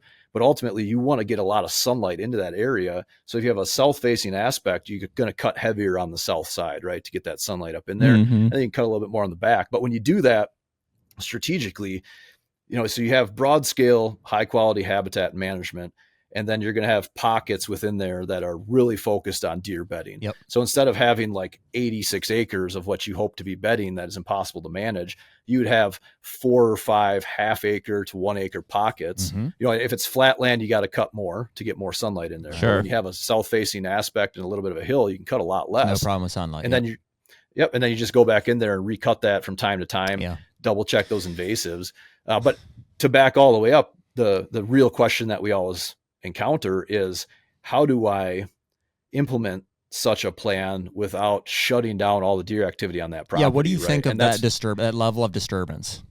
Well, and that's where I would break it all down. So, you know, if there's a timber harvest to be had, you know, and again, perfect world doesn't always work out, but in a perfect world, I get a logger there that's willing to harvest 30% of that timber this year, come back and do 30% a few years later, maybe 5 years later, you know, depending on what it is. Sometimes that doesn't work. If you have a smaller property, if you ask a logger to come and log 5 or 6 acres, 10 acres, they're going to laugh at you, right? They want to park their equipment for a month. So it is what it is, you know, and that's where community is a big part of it, because maybe you can get a neighbor on board and you can. We've got some friends that are log. So. Or, you know, hey, come and do the back half of mine and the front half of the neighboring property or something, make it worth your time. But as far as the rest of it goes, again, when we break it down into different habitat units, then we create a timeline and say, start with this unit, improve this, and then, you know, and here's your time frame. So you're not putting too much pressure on deer at times that you don't want, but go in and do these things, and then wait a year and then go and do that one. Or like in this situation, if there's not a ton of timber value up in those pockets that you want to create for bedding, that would probably be where I started, because there's probably less invasives up there as well. So you can go in, spot treat invasives, do your cutting up there, instant structure, instant food. Takes a few years for that to really start to pop, and then you work your way down and either start with that edge at the bottom or work into that. But, again, it's all relative to the property as a whole, because when it comes to security, both what's going to create daytime movement and also bedding, it's all relative to what sources of pressure are in the area. And what is that level of security or those layers of cover? Yeah. Well, they feel in relation to it. They feel extremely secure in that block of timber right now. There's very little bow hunting pressure that borders it. It's just hard it's isolated. Yeah. Yeah. And that's where creating edges that flow into the areas that you can hunt, accessible wise. And if your access is all coming from the west or the south, is that right? And north. As you said, north and east. No, everything but east. Yeah. Just looking at what the prevailing winds are and how often you could even hunt it and where you even want to hunt it. I promote sanctuaries, like the mindset of a sanctuary, but I am not a true believer in staying out of those areas in your property. And the way that I kind of coach guys is like, when we lay out that property in the stand locations, I do what I refer to as a stand location pressure analysis, or a pressure, basically I put a number on them and I rank them to where it's the higher numbered stand is going to put more pressure on the property versus a low numbered stand. So, a box blind on a food plot that's easy access, hunt that on just about any wind direction. It's a 1. It's a 1 versus versus that stand that's on the downwind side of that ridge knob next to correct. That's that's a 13 or a 14 out of your stands, and depending on how many stands are on the whole property, I guess. And then that's going to be a spot where it's like risk versus reward. You have a camera up in there. If you have the intel, I'm making that move because I'm not the kind of guy that's going to sit on that food plot day in and day out knowing that my shooter buck is up in that block of timber every single day. I'm going to go kill him. So, but it really comes down to, like I said, when you break that up, you want diversity in habitat types and then, diversity with when you're managing it. So you're not doing all 25 acres at a crack and you're breaking it up to create more edge structure within. That's going to create lines of movement. On top of that, it's going to pull your does a lot closer to wherever food source, if it's that ag fields in the area or your food plots, it's going to pull those does in a lot closer, which gives your bucks all the space that they need. And then they're still, within a few hundred yards of where you hope that they're going to end up that morning, or that evening, or, somewhere in between where you can punch in for the day. Last question on that specific case, and this is probably applicable to a lot of people who have timber property borders. What do you think of clearing fence lines, of going with a drum mulcher, and especially in a case where there's maybe overflow of timber into the neighboring property? So are you talking fence line like a hedgerow that splits a property across a field? Or are you talking a fence line that's just like a brushy edge? Like a brushy edge, like basically where that block would flow into a large ag field, clearing that line from an access standpoint. Yeah, I don't like it. Clearing anytime, and I guess I should say in general, the clearing's not the problem. It's how it regenerates, or if you encourage regeneration, we would not. It would be from an access standpoint. So you're wiping that off to not hold deer there, or to create an access. Well, you're wiping it off to create an access there. Twofold. Yeah, I would be putting that in there to almost create a barrier. Like I don't want them to walk across it onto the neighbor's property. I don't know if it's a barrier though. If you're creating an edge, it's not a barrier. It's a gap. Yeah, but it's an edge. It's an edge also. Yep. So access and the idea there would be to have some sort of thing they don't want to go across, like a road, essentially. So when you say clear it, though, I just want to make sure we're on the same page. You're clearing it, so you're removing all the vegetation, right? So you're not creating a barrier, but you're opening them up to seeing more pressures, essentially. Correct. Right? If anything, maybe there's a little bit of more. Maybe fall the stuff into the property, type of thing. But not a hard wall or anything. Yeah, and I guess there's a couple ways that you could look at that too. I mean, if you're trying to promote movement there, then yes, that security cover, the diversity of food sources and browse and all the things that come with a brushy edge, that's highly advantageous. But on the inverse of that, what you're saying is you're trying to not promote attraction there because of access, then it makes perfect sense. It's like they're in there anyways. Like, they're in that block of timber, and there's like a stand that we it's worthwhile to get to. So at a bare minimum, I'm like, dude, we should clear this fence line so that we have a clear place to walk in. And if they smell us on that road, like, it's not the end of the world. They know that's where we're What's at. on the other side of the fence? Eggs on one side, timber on the other side, right? Timber on us, ag on the other. And there's a couple ways that you could approach that. Would be create a new edge so that you have your access road on your property, and then within that, feather a new edge, feather it back, where over time you have that more brushy edge. And so, like, when I draw my plans out, I use Onyx or Hunt Stand, depending on what the client has, but I just color coordination, simple key. When I draw that line, it's either going to be a feathered edge, which is going to be a dashed line, right? It's permeable, or it's going to be an edge barrier of some sort. So I want to make it nasty. I'm felling trees parallel. I'm hinge cutting stuff that stands up and lasts a long time without rotting on the ground. I'm trying to make it so those deer are not flowing through there freely. I'll leave gaps in certain areas where I want them to flow through more, but ultimately you're trying to cut down that movement. But from an access standpoint, again, looking at the wind, obviously it's easy to access an area when the wind's in your face or coming from the deer towards you, right? But you just have to be careful, because anywhere you create a brushy edge, there's always the potential that a doe is going to be sitting right tight to that. And then when you access it, you bump them and they go deeper into cover and they alert the bucks, and they're less likely to move that day. So yeah, I don't think there's any straightforward answer on that, unfortunately. No, it's helpful to talk the other through. thing too is like, how are you accessing? Because if I'm accessing that area on foot all the time, that's very different than if I'm jumping on an e-bike and zipping through there at 15, 20 miles per hour, or, a UTV or electric UTV or whatever it might be. So there's a lot to think about, and also, if your mindset is that I'm only going to that spot on certain occasions under a specific set of conditions, then you can get away with a whole lot more. Right? It's basically one of those spots as of now, just because of the access limitations. I'm going out there Saturday to sit at probably dark to dark for 5 days in a row to kill a buck that's living in that block of timber. And we didn't hunt it until Jeremy hunted it one full day last week.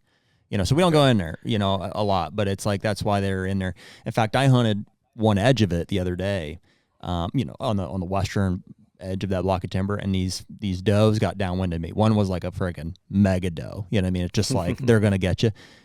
They definitely smelled me. She was 30 yards downwind of me for 15, 20 minutes.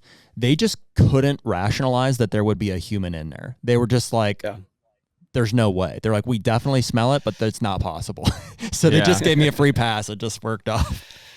Well, and that's a real thing too, right? It's in most areas across the Midwest for sure, or most of the whitetails range, it's pretty unlikely that they're not going to smell, see, or hear a human on a daily occurrence, right? So then a lot of times they're just trying to gauge, like you said, you can kind of see that look on their face too, right? They're like, they're like, wait, no, it's not possible. Is he close? No, it's got, exactly. And that's when they do that like stomp thing. They're trying to get you to move, and you're just like, no, walk away. No different than the vehicle thing. Like when you're talking, like it's harvest season out there right now, right? So there's combines, there's trucks, there's tractors. Like we can easily drive our vehicle through the ag field to get access to some of these spots that, the deer don't care. They just look at you and you're like, we do a lot of tractor drop offs and stuff like that. Yeah. Oh yeah. No, I'm a big fan of that for sure.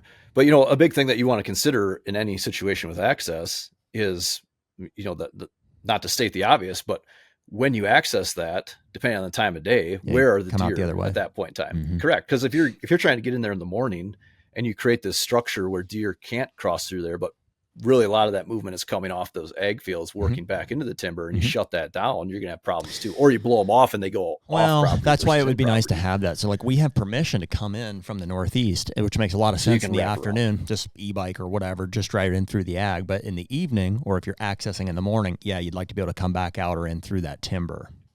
Yeah. So I can see that. That's why that's where sense. Having a nice clean trail, I think is always an advantage, right? And then again, thinking long term or with more of your management, is accessing certain areas of your property is equally as beneficial for management as it is for hunting, right? Because if you can't get to that back corner, you can't do anything. I'm kind of a big fan too. I've become more of a fan over the years of establishing our presence in certain areas. It's kind of like, dude, you can't be nowhere on the property and still hunt it effectively. Like there's areas where you have to be at. It's just the reality. Correct. And so like a trail like that, to me, ideally is on your property border. I think that's the best use of space. I mean, and I think if we showed you, you'd be really impressed with how we've maximized access around our West Access farm because we use the crap out of our property lines. And we blaze a trail in there. I'm not worried about hide and scent or anything like that. It's like, that's where we're at. You know, I mean, I expect for them to smell us there every once in a while, and just, it is what it is, you know, but that allows us to act, you know, get right to the fringe where we're on their core where they do feel safe at, and that's where we kill them. Yeah. Well, and I always preach to clients, you know, ultimately when it comes to designing a property for whitetail hunting specifically, our main emphasis is on pressure mitigation, right? But what I always tell clients is there's only two things that reduce pressure on deer. It's cover and consistency. So what you're saying there makes absolute 100% sense, right? It's like letting them know that from time to time there are humans on this property. That's where I'm at, the dude. area. Yeah. You're Correct. good there, And then there's but we're good here. Like, you stay on your side, and right in the middle is where we meet them. And that's where that cover comes into play, right? Yeah. So like, you know, that's fine. You're here, sense of security. I'm here. We're good. You know, you drive down the road, there's a deer standing in the road ditch. If they're standing in cover, they just freeze and they watch you go right by, right? Until you stop and start gawking at them too long. Then they feel a little bit nervous. Dude. But you add cover, more consistency. I get this question all the time when I'm doing my you know, e-scout with a client property. I'll see a structure, and I always ask, is it a house or is it a cabin? Right. And I always get the same tone of response. If it's a cabin, it's always like the more positive response. Oh, it's a cabin. We're only there once in a while, blah, blah, blah, blah. And if it's a house, it's like, yeah. You know, like one of my clients is like, yeah, my brother-in-law lives there. He's got 2 kids and 2 dogs and blah, blah, blah. And I'm like, no, that's better. Good. Right. That's what you want. Correct. Like every daily occurrence, like that, the deer get so used to that, and then they get to gauge what's safe and what's not, and they adapt to it. We're literally getting ready next year to put a food plot in what currently has been mowed as a part of a yard in our Illinois farm. Like, because we know, we've seen them. We're like, dude, these freaking deer will lock down right. They'll be right in this thing right below the house here. So like, let's cut off this part of the yard, screen it in, and we're literally gonna have a house that like, you could like, you know, take a little zip line from the roof like 10 yards over to the to this stand. It'll be one of our best stands probably. Yeah, a buddy of mine who's also a consultant just shot his target buck. His property is a mile from his house, but he has seen this buck on his backyard property. It's like 10-acre property or whatever he lives on. And he shot his target buck in his backyard the other day. Yeah. I mean, I was like, and that's, you know, I'm working on that in my house too, like improving the habitat. We're seeing pretty good bucks around here all the time. And it's, you know, there's connecting blocks of timber. So, you know, it's only a matter of time. But I'm a firm believer in that type of situation. Take advantage of opportunities. As long as it's legal and ethical, take advantage of that opportunity. And if, you know, you have a bad day, the wind's not right, you're kind of worn out, I'm just going to hang back here and oh, there's a spot that I can hunt. You know, maybe it's not right off the back porch, but maybe there's a stand or a box blind or an old shed or something you can punch a hole in. You can get away with a lot right by the house, or wear the farmer's old jacket for, you know, just you let the dogs bark, you know, do whatever they're doing. And yeah, you can catch them there.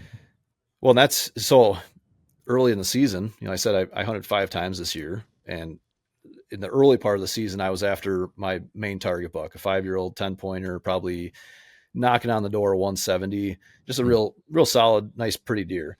And the area that he was hanging out early in the season was very close to the road and not far from our farm. And that's what made it challenging. You know, the first night out, I always employ this outside in approach with both hunting and scouting, right? So I knew where he was, but I didn't know exactly how he was moving because I'd glass him on this field, had trail cam pics of him, and he was always in a little bit different spot.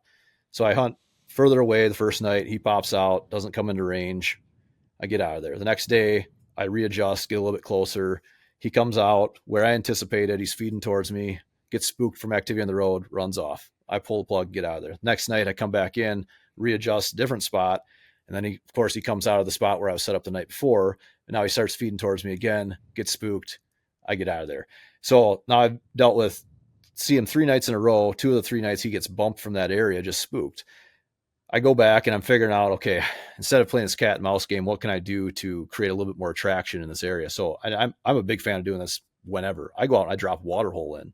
A hot, windy day, I drop water hole in, deer are on it right away. A few days later, he's on it. Yep. Okay, now I've got a little bit more consistency or attraction in this area. The morning, or it was Monday, October 6th, I was going to go hunt. I was leaving my house. It's about an hour drive from here to that property. On my way, I get a cell cam picture of that buck on that water hole at like 11:30 in the morning. Yep. And my nephew, actually, he's on my cell cam account too. And he texts me, he's like, oh, I bet you wish you hunted this morning. Right. And right away, I knew he was talking about. Yep. But I said, I bet that buck's going to bed pretty close to that spot. Oh yeah. And so I get out there, I take the e-bike and I zip across the field. Access is easy, exit nearly impossible. Yep. Usually I have to phone a friend and have them drive across the field with a truck or something to clear the field. But I get in there right to the edge of the field on the e-bike. The wind, I was strategically trying to wait because it was kind of a drab, dreary day and there's kind of some rain clouds coming. The wind was out of the northwest, but there was a pocket of rain coming. So I timed it, hit it right when that rain was coming. It didn't really rain a lot, but what it did was the wind laid down and it kind of pushed back, or the thermals were pushing back. So I had the wind at my face actually, and the stand was already hung. I get right to the field edge. I glass everything I can see. Don't see anything. I lay that e-bike down, and that last motion, I see out of the corner of my eye, a deer just like slip out of the brush on the edge of the field, drops down the hill, doesn't make a noise. And that to me right away, that's a buck, right? Like slipped right out.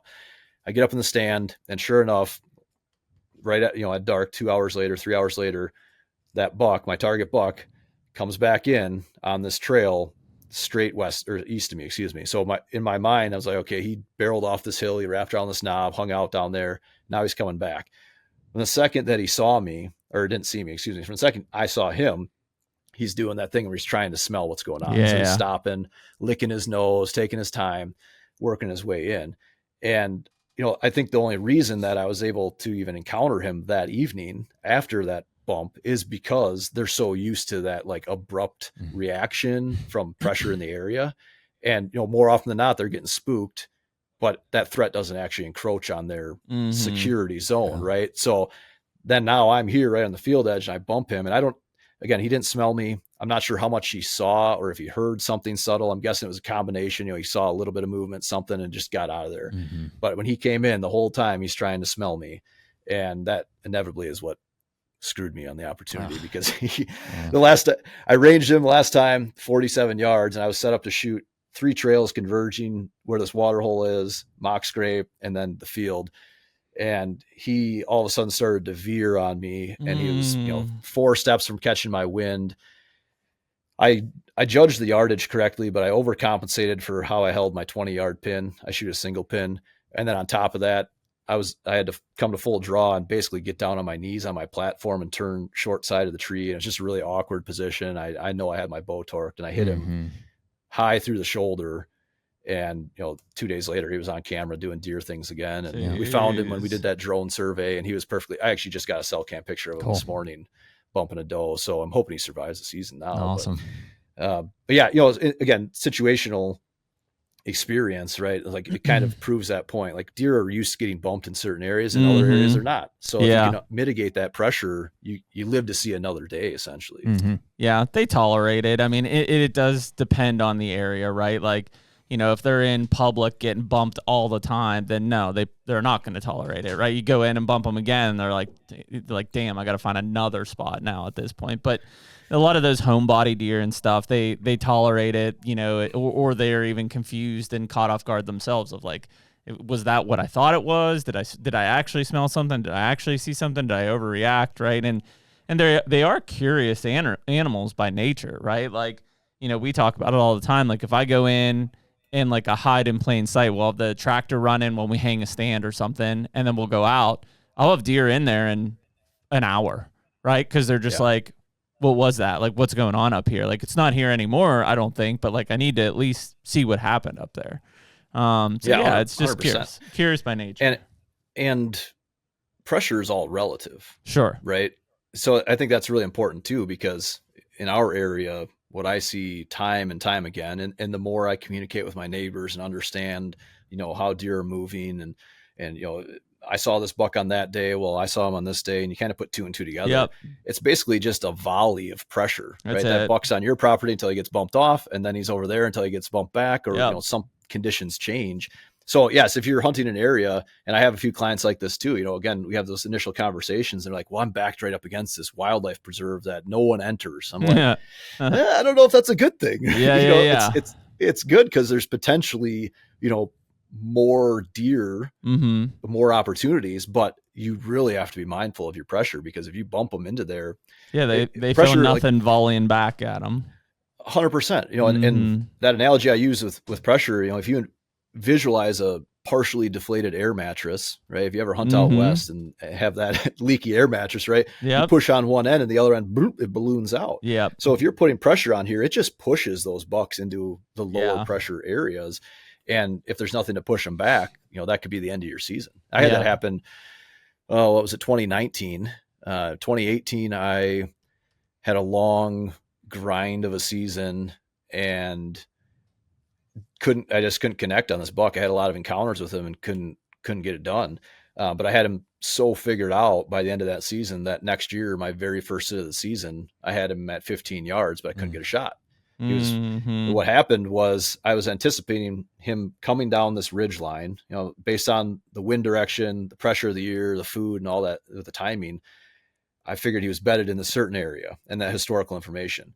And I think I was right. I know I was right because I found out after the fact, but I had a trail cam picture of him working this primary scrape just moments before I saw him. But what happened there, I was set up to hunt this ridge line, and he ended up coming up out of the valley, out of this escape route, because he got bumped. While he was on the move, he got bumped by one of my uncles fall turkey hunting on an ATV. Yeah. Right. So the combination of getting bumped, and then he came up below me. We had this like 5 magical minutes of eye contact where there was nothing I could do. I was in a climbing tree stand. He was straight behind me. I couldn't even lean around and shoot. But anyways, he, eventually he caught my wind or got the thermals, and he turned and he ran a little bit and he stopped, and then he just kind of walked off. Never saw that deer on the property again. So for 4 consecutive years, he was a 6-year-old deer that year. For 4 consecutive years, I could watch this deer. He was a real basic deer, but wide, short tines, had some unique characteristics, nothing crazy, but enough that you could pay attention to him year round. And 4 years on that farm religiously, that experience pushed him off the farm. He got shot. That was October 4th.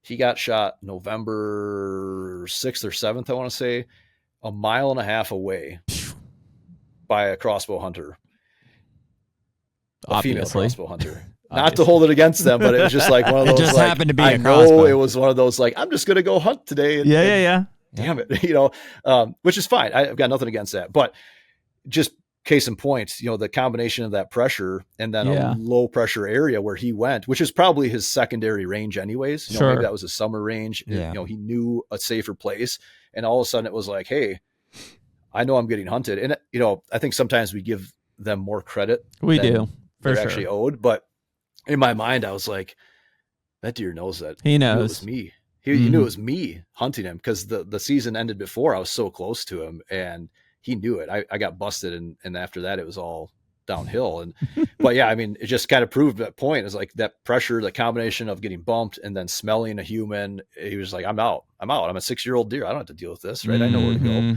And that was it. So it's all a relative thing. I think that's what we overlook more often than not is, do everything you can to mitigate the pressure, but understand, low pressure, if there's a low pressure area. And I think that's one of the issues we're seeing probably across the board, honestly, in areas where you struggle to get more mature deer. It's because there's just no like low pressure pockets left. Yeah. Everyone's hunting every square inch they can because we've lost so much habitat and so much access. So there's no like, brushy draw that no one touches anymore. Someone's pounding that thing. Somebody's out in it. Season. Yep. Yeah. Agree. HUNTR Podcast is brought to you by Bushnell. Man, what an iconic brand. I mean, I vividly remember growing up, it seemed like every serious deer hunter had a Bushnell pair of binoculars or a Bushnell rifle scope. You knew that those guys were serious about what they were about to go with if they were packing the Bushnell stuff. No doubt, man. I remember bone collector guys and so many others that we've respected over the years. It's always been like your grandpa's rifle scope. And since then, obviously, they've developed so many great products. We're rocking the R series of binoculars this year.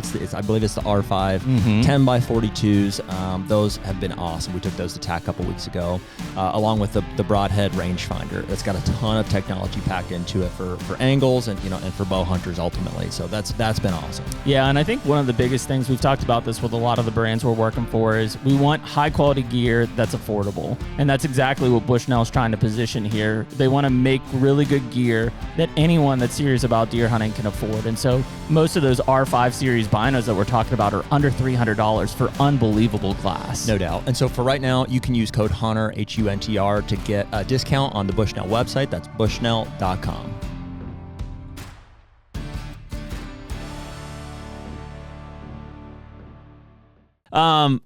Small twist here or change, just because I want to make sure that we cover it. When we were going back and forth on Instagram, Thomas, you'd mentioned that you worked for Reconics for 10 years.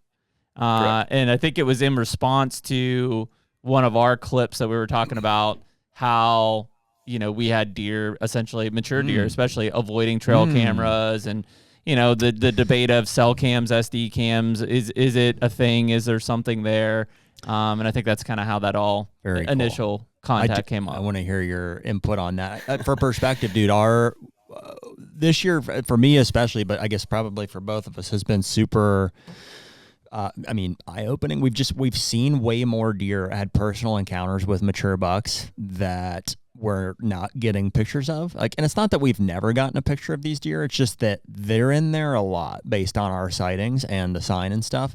And we get pictures of them very infrequently in areas where you'd think that you would, even if it's bay piles or scrapes or, natural, to the point where, I'm at this point pretty suspicious that it's because of the cameras that we're not getting their picture.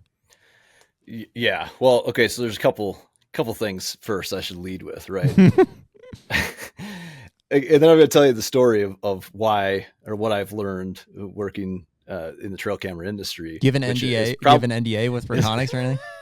I do. Well, kind of. I mean, I signed a paper when I left, basically saying I wouldn't talk shit about them. About their specifics. Yeah. Okay. Got it. Yeah, we'll just leave them out, and we'll talk shit on everyone else. We'll talk out. Yeah. No, and I'm not here to talk shit about any trail camera company specifically, but I think that what I explained to you when I get to it is going to surprise you on how I came across this information, right?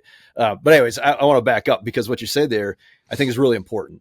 And I am a strong proponent of not relying on cell cameras, period. Sure. I like cell cams. I think they're great, especially like your situation where you have properties that are long ways away. You need a sampling of what's happening. It's a temp check on the property. That's exactly. But across the 1,500 acres that I have access to, I only run 4 cell cameras. Period. Oh, wow. Okay. And most of the time I bounce them around. I mean, are there days where I'm like, damn, I wish I had 5 more to plug in here? Yeah. And there's a lot of dead spots on that property where I don't have service anyways. Are you running SD cams in there? SD. Yep. Yeah. Correct. Okay. So the biggest thing, and I can't stress this enough to clients or deer hunters across the board, I think that we as humans are very, very good at deciphering information that puts us in a successful position to kill deer. Mm-hmm. If we feed ourselves information at the appropriate rate and organize it appropriately, right?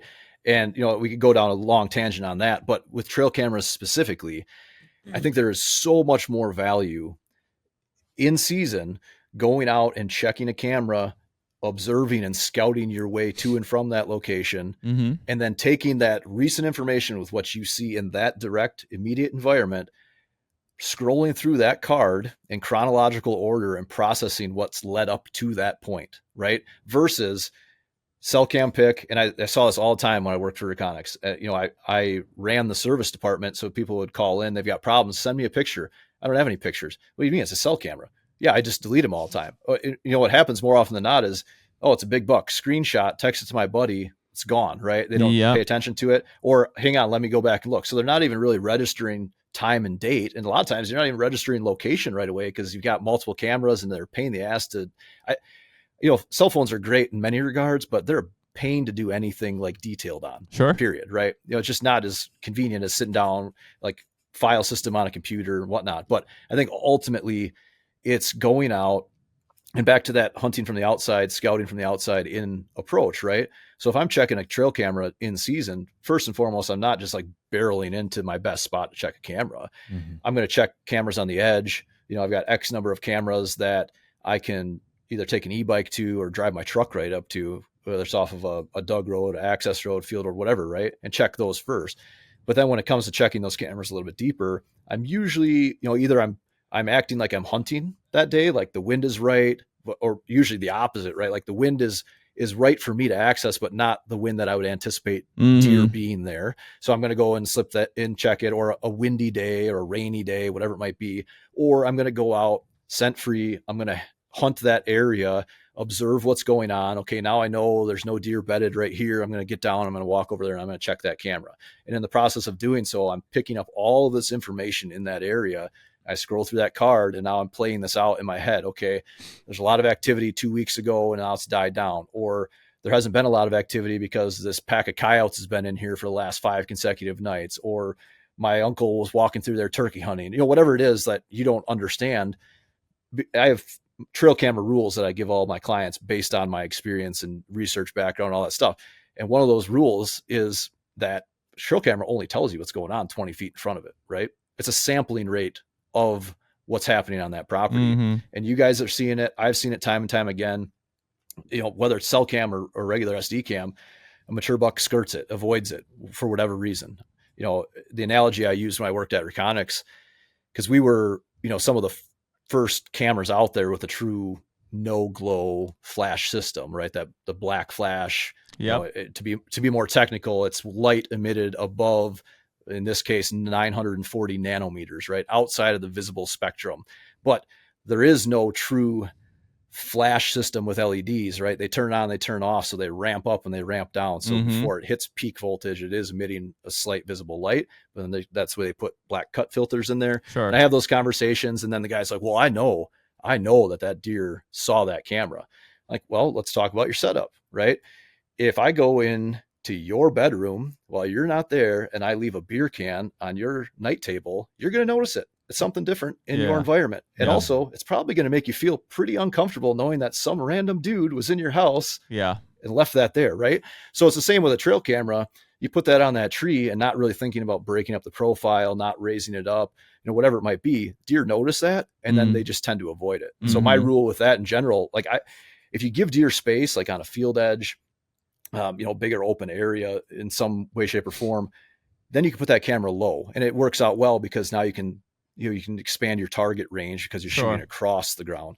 But if I'm in a tight corridor or near a scrape, water hole, anything where I have a more focused target, goal, I'm putting that camera as high as I can. I'm pointing it down and I'm willing to sacrifice that next trail to get those pictures right there without spooking that deer, especially if you're moving cameras in season. Right. So all that in mind, I strongly encourage people to not rely too much on cameras.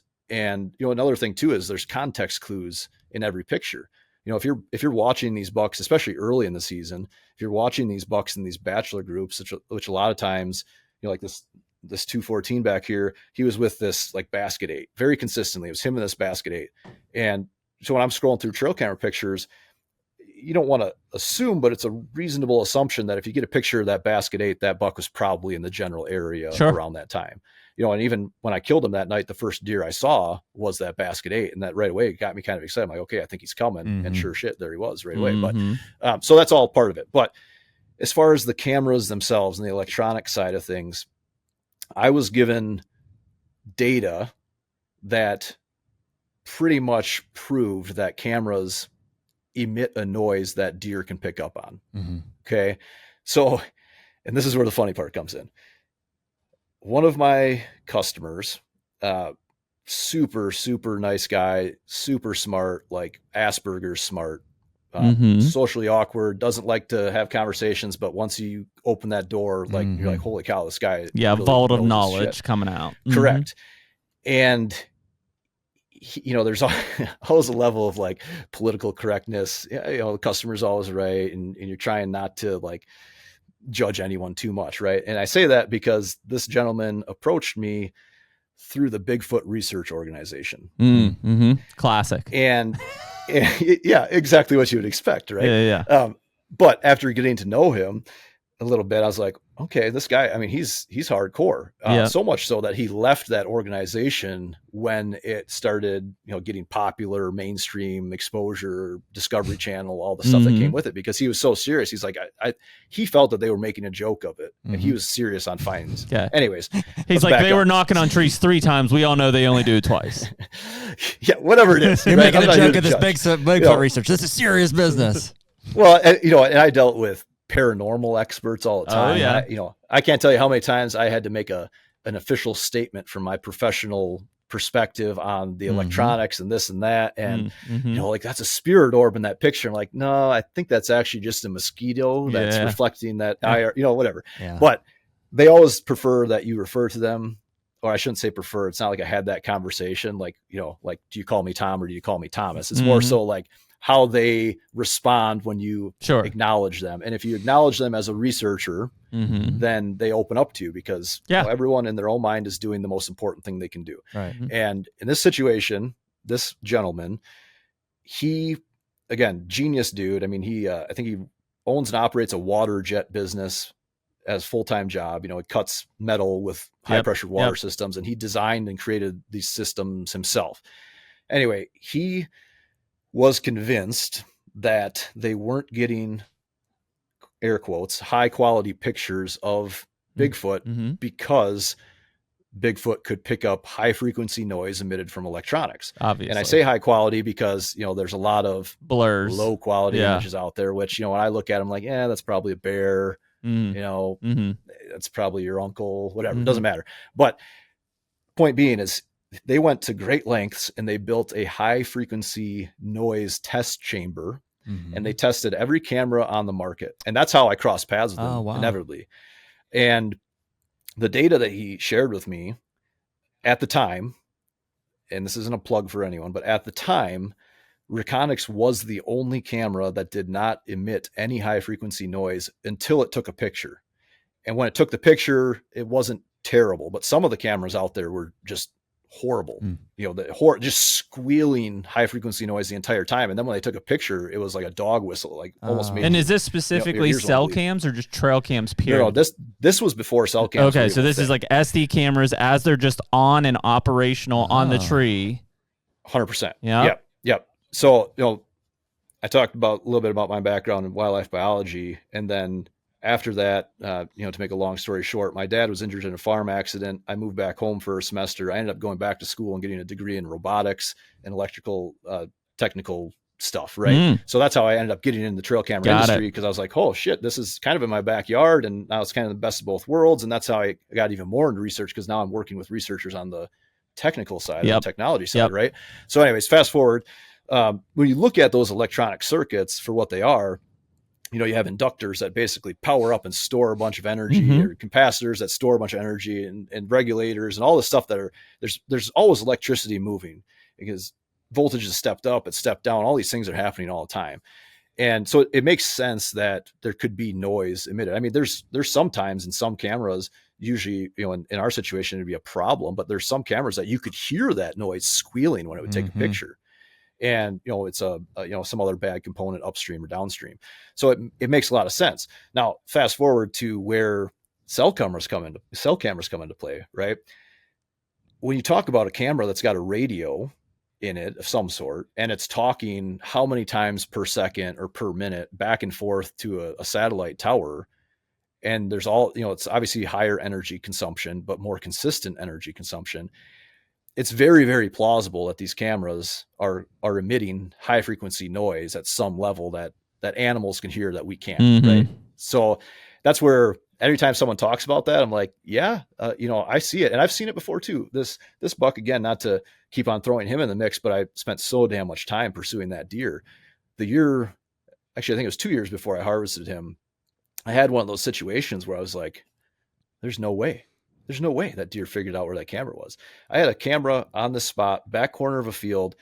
These deer cut the corner of this field because the hill dropped off really steep. And when I say cut the corner, like literally the last 10 feet, they would just cut the corner. That camera, it was a cell camera. I had to stand on the handlebars of my four-wheeler. I would drive it right up to the tree, stand on the handlebars as high as I could go, and point it straight down. It was in the middle of a snowstorm. That buck walked across that corner and just locks up, looks straight up at that camera, like 10, 12 feet off the ground, stares at it, turns around and goes back to where he came from. And I was just like, there's no way. There's no way, right? There had to have been something there that caught his ear, caught his eye, whatever it was. Yeah. And, so I think, as cameras get more common, for better or for worse, they get more common, I think some deer just kind of adapt. We see that too. Every deer is a little different. Some guys swear by their white flash cameras, like a visible flash, and they don't think it bothers deer at all. And then other guys swear that the best thing to do is get rid of every camera in your woods during the rut because it puts pressure on deer and they don't want to deal with that. Right. So I can understand and appreciate both ends of the spectrum. And I've just seen it with my own two eyes. I've watched mature bucks walk up a trail, veer off 30 yards around the camera, get back on that trail just to avoid where that camera is. Yeah. I do think it's very tied into kind of our pressure discussion. So like there are deer. It depends where you put them. Yeah. Like, well, just even like on our Illinois farm, like a lot of those deer, I don't think mind them. They get their picture taken multiple times. We'll see them a lot throughout the season. Like they don't change their pattern necessarily. Whereas like here, like I've got some buried up on the mountain on public that I'll get a picture of a mature buck sometime like in September or October even, and I'll never see that deer come through that spot again, ever. It will not come through there. And there's a couple things to always consider there, right? And this is, again, why you should never rely entirely on trail cameras, because that doesn't mean that buck's not there. Absolutely not. It just means he's avoiding it. But the average person, and myself included, 10 years ago before I observed this stuff, I'd be like, well, especially if you're getting consistent pictures of him for a few days and then he vanishes. Yeah, he's gone. He's gone. Yep. I was just talking to another friend of mine the other day, and he's like waiting on his target buck to show up in this area, and he's looking at that forecast. I'm a big believer in annual patterns on these deer, and there's a lot of science that proves why, right? But ultimately, he's like, this is my window, but I don't have the right wind to hunt that spot. And I was like, well, this is a absolute mega deer too. And I was like, you got to get in there somewhere. So again, outside in mentality, like find an observation stand where you can look and see as much as possible. And this is in Illinois. There's a couple little blocks of timber, but for the most part, there's some brushy draws, and a lot of like lowland CRP. So he can get some good observation viewpoints. And, that's exactly what I explained to him. I was like, you just don't know if that deer is there or not based on the cameras you have out, right? That a camera tells you he's there. That's where I follow this, what I refer to as the scientific approach to hunting strategy, right? Where it's like, you're trying to constantly come up with theories and then prove or disprove theories based on whatever information you have. The more info you have, the more precise your theory can become. But ultimately with the cameras, use that camera to prove or disprove a theory. What are the set of conditions under which I think that buck is going to be in this area? And then boom, if he shows up there, you can prove that theory. Maybe he shows up under a different set of conditions, which disproves that theory, and you have to go back to the drawing board, but never rely 100% on that camera because you're just going to chase them. Like my number one trail camera rule that I give to clients is a trail camera only tells you where you should have been, not where you should be. Sure. A cell camera just tells you where you should have been a lot sooner. Yeah. Right? Yeah. You're still a step behind. Well, correct. See, sometimes like it depends on the setup, and it is relative because I know where you're probably going with this, right? It's like, but how did that play out? Yeah, but you were there. It's not like you moved. Well, I'll give two examples from this past. So, I mean, here would be while on one hand, I wholeheartedly agree. And I'm like, boy, you can really chase these things around and they can just like lead you on a wild goose chase or not show you what's actually there. But in other cases, here's a perfect example. This deer was on a new piece of property that we had access to. We went out on, whatever day it was. Let's say it was like Thursday. I think we went out on Thursday, and we kind of like drove the tractor to a handful of spots on the farm that from aerial scouting we thought would be good spots to have cameras. We went and we did that, boom, boom, boom. And a lot of them are, the way this lays is there's fingers of timber that come through, standing ag, corn in this case, up onto, two different major kind of bedding areas on the spot here. Let's say it was Friday morning. We got a picture of this deer coming back one of those finger draws back up into this timber. So I'm like, there it is. And I've already got intel because I passed the deer the year before, actually on our original farm. We knew which part of our original farm he was coming in and going out. So we kind of made the connection there of where he likely was going to be. This just tied the bow around. So we're piecing it together. I'm like, and then there he was. I'm like, because we went and put boots on the ground. And I'm like, okay, that's a bedding area. I can identify that. I'm like, here's a ridge. They're going to travel on this. And then to get that picture of him coming back, and it was before daylight. It was like, I don't know, 4 a.m. kind of thing. I'm like, gotcha. And I went in, let's say it was Friday night, and I hung the stand via strategic access. So I have access through a pasture where there's human pressure and there's horses and stuff in there. I mean, dude, those are the spots you kill them. I insert myself right into this secluded ridge. I go in, I hang the stand, confirm it is what I had hoped that it would be. I told Jeremy and I told these guys, jokingly, I pulled a number out of my, I was like, there's at least a 40% chance that I see this deer there tomorrow morning. And sure enough, not only did I kill him, we got a picture of him in daylight, not on that exact camera, but on another finger that comes up in a similar direction. He's just creeping behind a doe. You know how they do? He had found a doe and he was locked on her, and she let him up all the way, to his death. That's what. Let's back up on that 1 second, right? Go ahead. Because what you don't want to portray is that you got a cell cam picture and you went in and killed this deer. Right. Right. What you did was you got confirmation of this theory that you've created in your mind Mm-hmm. on when you should be there, where you should be. You already had this plan mapped out in your head on my access, maybe even potentially the tree to hang on, the trail, all these things. So yes, it worked out. And it worked out.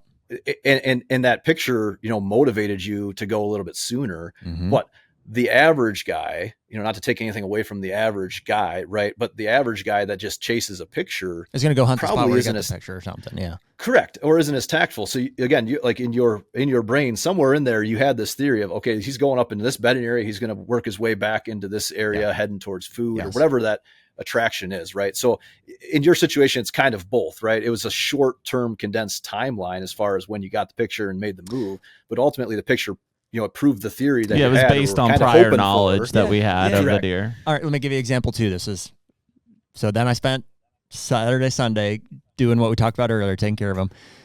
We got a picture of another big deer that we have had history with and stuff. So we have some preconceptions about where he is, what he does. We don't get many daylight pictures of him at all, and hardly ever. I saw him twice last year, and we hadn't seen him yet this year. We got a picture of him like in a location going in a certain direction, whatever that was. Monday morning. Yep. At like 4:40 in the morning. This is after the time change. So that's an hour and 20 minutes before shooting light. Mm-hmm. So we're like, there he goes. And then, so Jeremy and I are, looking at the spots here. And so that same time frame, we found that spot in the northeastern block of timber that is awesome. And we, probably will kill him there eventually, but, in the meantime, we've got stands, set up on some food plots and stuff closer to or in the direction that he was like kind of heading. And in my mind, I'm like, dude, I don't think he's crossing the road necessarily, or maybe he is, but he wants to come back to cover. And just the reality is that I used that picture to deduct some information to go hunt a spot that night where I ended up seeing him.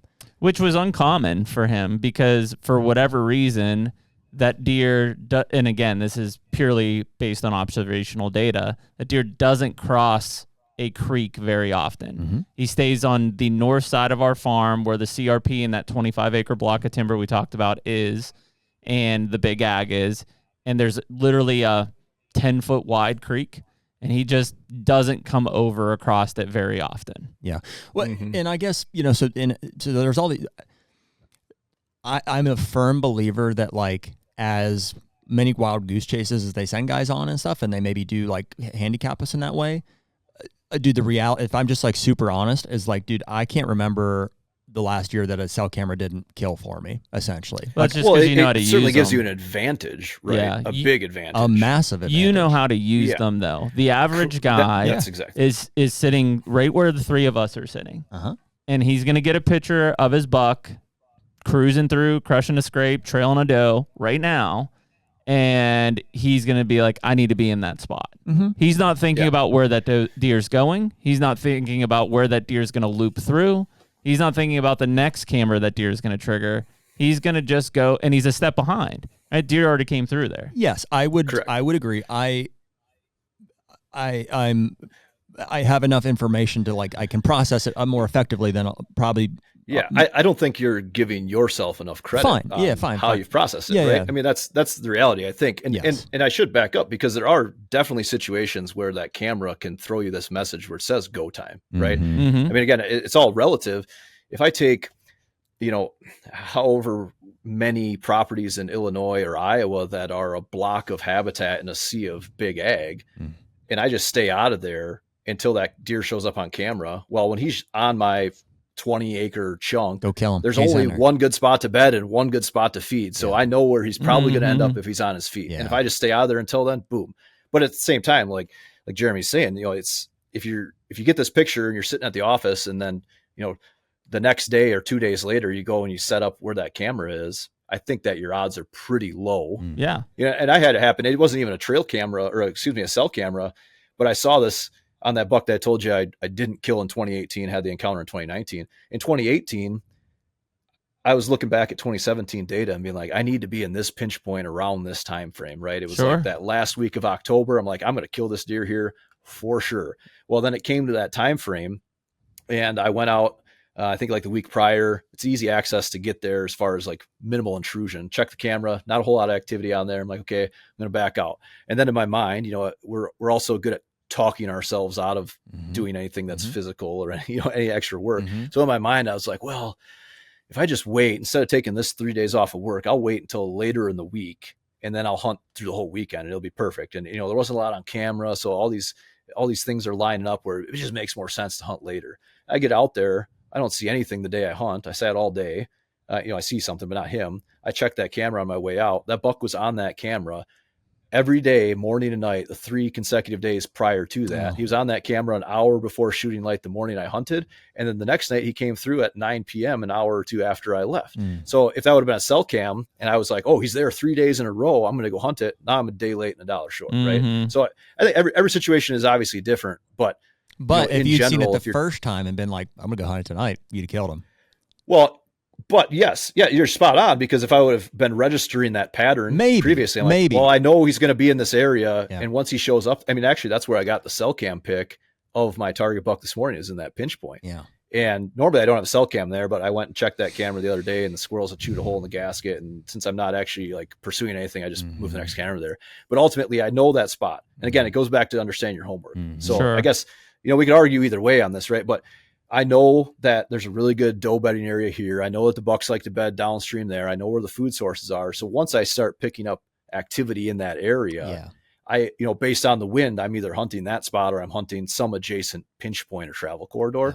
But yes, I think that's where the advantage comes from the cell cams. And, one of my strong tactics that I use all the time this time of year, if I end up having to hunt this time of year, which it's like, that love-hate relationship with the rut, I'd rather kill in October when they're predictable, but I will move my cell cameras specifically to primary scrapes. It doesn't have to be like, right on the edge of a bedding area, but I want them on those community scrapes where I know the does are checking in all the time, because once my target buck is peeled off of a doe, he's going to seek another doe. And once I see him hitting those scrapes again, then I'm going, based on the wind, I'm going to the next best bedding area or, entrance exit of that bedding area that I can find. And I've had that many, many times. That's how I've either killed or encountered my target buck this time of year, and when they're listening to this in November 18th, it's getting a little bit later than that. But ultimately, I don't really, I get these questions all the time. Like, I don't really follow this like pre-rut, peak rut, post-rut mentality. I think there's like a pre-rut phase where bucks are just cruising a lot. They're establishing dominance. They're doing all these things. But then basically once we get into the rut is just rut to me. Yeah. Bucks are seeking a doe, they're with a doe, or they're seeking a doe, or they're with a doe. And it just goes in that cycle, right? So when you get a cell camera that's like, oh, my target buck is no longer locked on a doe and he's out checking scent on these scrapes, checking food sources. Now I'm going out and I'm hunting, but I'm, again, I've done my homework and I understand like where should I be based on this set of conditions now that I have confirmation this buck is on his feet pursuing again. Yeah, dude. Rut is rut, and all of November is the rut. Like over time, I almost see like I really think that you guys debate about like the gun season dates and stuff and being peak rut. It's like, well, I wish you'd move it to the third week in November. That'd be out of peak rut type of thing. I think that's when those mature bucks are at the most vulnerable rutting stage. I think at that point, I love that stage. The can's been opened. They're fully like they've been moving in daylight. Now in the numbers of full, those estrus is starting on the back end of the curve there. I had a hunt in Illinois last year that I went back and I hunted that week consistently. And I had more mature buck encounters on that farm than I've ever had, and just anywhere. I was like, dude, it was peak mature buck movement. Not like deer running everywhere necessarily, but like the big ones were on their feet. Yeah, and I think that time of the year, honestly, is the best time of the year to rattle. Yeah, I think interesting. Those bucks are. I've rattled the biggest deer I've ever rattled in were during that. Like by us, it's always that week before gun season, that like November 12th through the 18th stretch. And exactly what you said, there's a lot less does that are in estrus, so there's more competition, and these bucks are just kind of in this like cleanup mode. And a lot of times they'll actually kind of start to gravitate back towards either their summer range or, you know, a more secure area because there's been so much pressure in the area. Well, and they're putting their feedback back on finally too, right? They haven't really ate for 3+ weeks, and now they're like, they're taking a little, they're like, okay, I'm kind of hungry now too. Yeah, no, 100%. And their movement changes. Yeah, you know, they're not as active, but when they are active, I guess I should say they're more predictable again. Cause like you said, Jeremy, they're kind of more in that like food to bed movement again, but still with the rut mindset. For like sure. This buck, this 8-pointer here killed a couple of years ago. I was pursuing him all season. I kind of had him nailed down early season, and then just the timing didn't work out. My wife was gone on a work trip, so I couldn't leave the kids. And I was like kind of hurting, you know, like, oh man, I really think I can kill this deer, but I couldn't, and had some encounters with him during the rut. And then I ended up killing him on November 12th, but it was all based on like, okay, what's the pressure doing in the area? What's the wind doing? Where I think this deer is going to hole up given the situation. And he was such a deceiving deer because I had 2 encounters with him in this area where, you know, traditionally he was in the rut all the time. And then I hunted the fringes of these bedding areas. I sat like 9 all-day sits, not consecutive, but like 9 all-day sits on the edges of bedding because I didn't want to bump stuff going in, going out. And I would get pictures of him, cell camera pictures, right after dark, like an hour after dark, pretty consistently in this area I was hunting. I'm like, where is this deer? Where is he? Right? He's not coming or going from any of these bedding areas. He's showing up on these food sources, these secluded food plots, but after dark. And my theory was like, well, I bet he's probably back in his summer area, which was just like one valley over. And I've seen this before with other bucks where, you know, they wait until dark and then they cross like 400 or 500 yards wide open ground and drop into this next chunk of timber, but they're trying to find a low pressure spot to bed during the day. And ultimately I still hunted my way into that area, and I found him, stalked him, shot him in his bed. It took me 4.5 hours, but anyways, sometimes you had to go to them. Right. Sure. But at the same time, if you know general area, you can set up on the edge. And I've had, like I said, really good success rattling bucks that time of the year. I'm not like blind calling, but all of a sudden I see that buck and he's moving that way. And I've got the wind in my favor and I hit the horns, and like, you see, I'm just like, oh, there is one more, you know, estrus doe. I'm going to get in on that. And they just come screaming in. So the encounter that I had with that buck the other day has me excited about the fact that I think he's callable. Like he just seems like, the times that I've seen him, he seems like he's not going to take shit from anybody. Yeah. You know, he's not just like lingering in the back there. When I saw him, it was like there was a presence, and he just did this right through the timber and knocked shit out of his way and stuff. And like, I love that.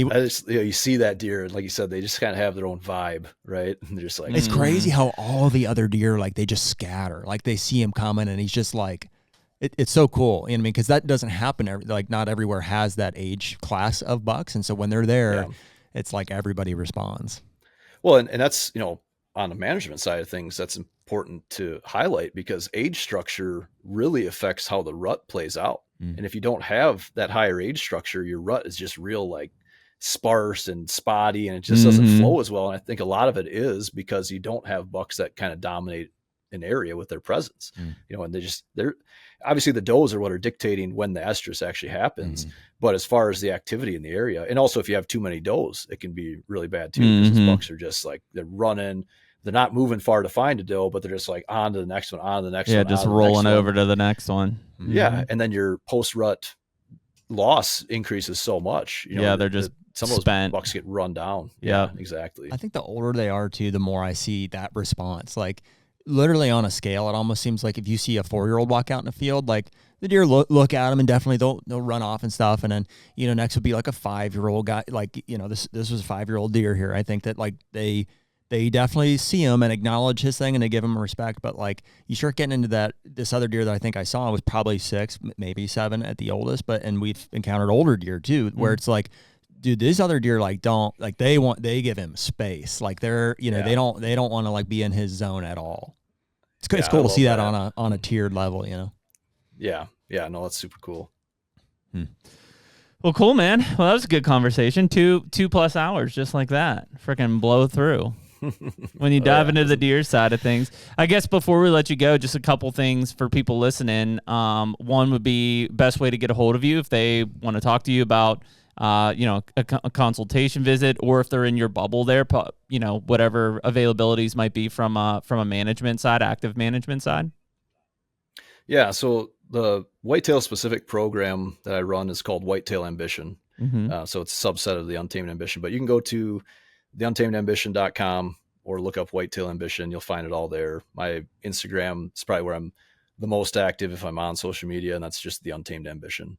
And then I'm actually, are you guys familiar with Whitetail Landscapes, John Teeter? Yeah, I know them. He's kind of in your area. So John and I are actually going to be doing a multi-week segment, taking a deep dive into holistic habitat design here real soon. Cool. So, if you want to learn more about, again, how I talk about breaking up that property, and you just kind of want to learn more before you dive down that rabbit hole, we're going to be unleashing some pretty good information here in the weeks to come and walk through that whole system. And then, with that, there's a lot of detail. Like I said, I think that's where we don't want to remove all that detail from the idea of land management. One of the tools that we've actually developed is a software system for long-term project management. And that's how I relay all the plans to my clients. And we're going to be releasing that this year to, the general public. There's 2 different versions of accounts on there. One is a landowner account and one is a land professional account. And then the way that I use it is, I'm the land professional. I connect with landowners, and that's how we can create these project lists, long-term reoccurring programs, all this stuff. So if anyone wants to check that out, Landscript RX is the name of that system. And then go check that out and sign up to get early notifications and free demos and stuff on there. And ultimately, when we present all this habitat design stuff, we're presenting it in a fashion that's showing people project to project, like how they can implement that on their property. Cool. Because that's, it's easy to explain something, but if it's not relevant to you, then sometimes it's more confusing than actually like helpful. Yeah. So that's where that whole system really came to be. But yeah, if anyone has any questions, just reach out social media, and usually I get back to people pretty quickly. If they email in info at the Untamed Ambition, I've got a full-time office assistant that helps maintain communication there. And yeah, we can start a conversation anytime. Awesome, man. Well, we'd love to get you back on maybe like early spring or something as we start really looking at all those big off-season tasks ahead of you. And, I thought some of the stuff you were describing is really good. We talk about it a lot in the off-season, is really going through it in chewable chunks, right? Because it's very quick to like realize that your farm is missing on a lot of things, and you want to attack all of those things, but it takes time and manpower to do so. Yeah, it's really, really easy to get overwhelmed. And that's another reason why the one and done consultation, I see it a lot, where, you can hand someone a plan and then they look at it and they're like, well, I don't know where to start. Exactly. I'm going to cherry pick. So I'm just going to do that food plot. That's easy. I'll do that one. I can handle that myself. Yeah. And then they call you back 5 years later, or you call them because you haven't heard from them. Usually you get the text like, oh, I killed the big one, whatever it is. And then you reach out and they're like, well, I haven't really seen great results. Like, well, how much of your plan have you executed? Well, we did this and we did that. I'm like, okay, well, there you go. Yeah. And timber stand management, timber stand improvement in general, and just promoting a lot of native diversity on your property is so important. Yeah. And not to stretch this out too much longer, but, this time of year specifically, again, November timeframe, when people are listening to this, if you want deer on your property during November, you really want to be focusing on what deer need in November, right? What types of food, what type of cover. And I always break it down. I refer to it as the 5 dimensions of deer food, right? And you've got the cultivated crops, like our food plots and ag fields. That's obvious. Yep. But that only makes up about 12% of a deer's diet. Yeah, really low. So that's where, again, that's strategically placed for attraction more than anything. But then on top of that, you've got soft mass, hard mass, and your woody browse, your native forbs. And then another thing that's often overlooked that we really emphasize with high quality timber stand improvement is fungus. Deer actually in the fall of the year up to, I mean, in some areas it's up to 70% of a deer's diet, but in most areas it's like 10 to 15% of their diet. Wow. So, it all comes back to the diversity element. And there's a lot to get into there, which we can unpack in the spring. But, if you want deer on your property, consistency is so important, and having diverse food sources that kind of averages out and creates consistent food. Yeah. The buck that I shot on October 24th, I cut open his stomach and was kind of examining that. My dad's actually a veterinarian, so I kind of grew up in that world, but, so I'm examining all that and looking through it. And it was like, I didn't like do genetic testing or anything to know exactly what was already chewed up in there, but you could pretty well decipher, there was a handful of kernels of corn in there. There were some acorns crunched up in there. There was some green stuff, whether it was brassicas or alfalfa, I couldn't really tell. And then there was a lot, like the majority of it was this real like stringent fibrous material, which is going to come from most of that native browse. So, it just kind of shows and highlights like, what are these deer eating? And again, that the biggest emphasis always is going to be habitat. It's going to create the most opportunity for you. It's going to hold those deer more consistently. And that habitat is the combination of food plus cover. Well, like we said before, you can't kill them if they're not there. 100%. That's it, man. And keeping them alive is such an important thing too. Huge. Right? So huge. Well, cool. Well, we appreciate it, Thomas. Thanks for stopping in this morning. Let's definitely make sure we get you back in here this spring, and wish you the best of the rest of the season, even if you're just chasing does. But obviously, if you're like me, that opening day of gun season with the family and everything's a fun experience too. Yeah, absolutely. No, I appreciate you guys having me on, and best of luck to you as well. HUNTR Podcast is brought to you by Primos. Dude, double bowl blinds, the original doe can, and who could forget the iconic Magnum buck roar? I mean, that in a nutshell is Primos for whitetail deer hunters. I mean, that buck roar is by far the best grunt call that's ever been made. I lost it in a CRP field in Kansas, somehow found it, and for the last 10 years, I've been notching every buck that I've called in with that call, and I can tell you there's a lot of marks on it. There's been a lot of them over the years, man. I can recall. So my dad actually shot that 160-inch 8-point in Ohio a couple years ago. It was double bowl blind. I just set that up a few days before, and we've had a lot of success out of those over the years. And so right now, you can use code HUNTR, HUNTR, for a discount off anything on the Primos website. That's primos.com. Speak the language.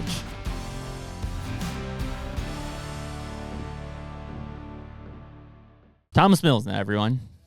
Yep, very cool. Cool. Yeah, it's cool to get into those discussions, especially like I know there's a lot of farm and habitat stuff in that one, but making the connection there to, the hunting situations and scenarios that we've either just been in, we're in now, or we're going to be in when we come into the late season. So yeah, it just gets the wheels spinning. Even if you don't own the property, if you're leasing it or hunting permission, or hell, even if you're hunting public, like the thought process of what does that look like from a habitat side? Where's the pressure? What are the deer doing? What do the deer need at that point in time?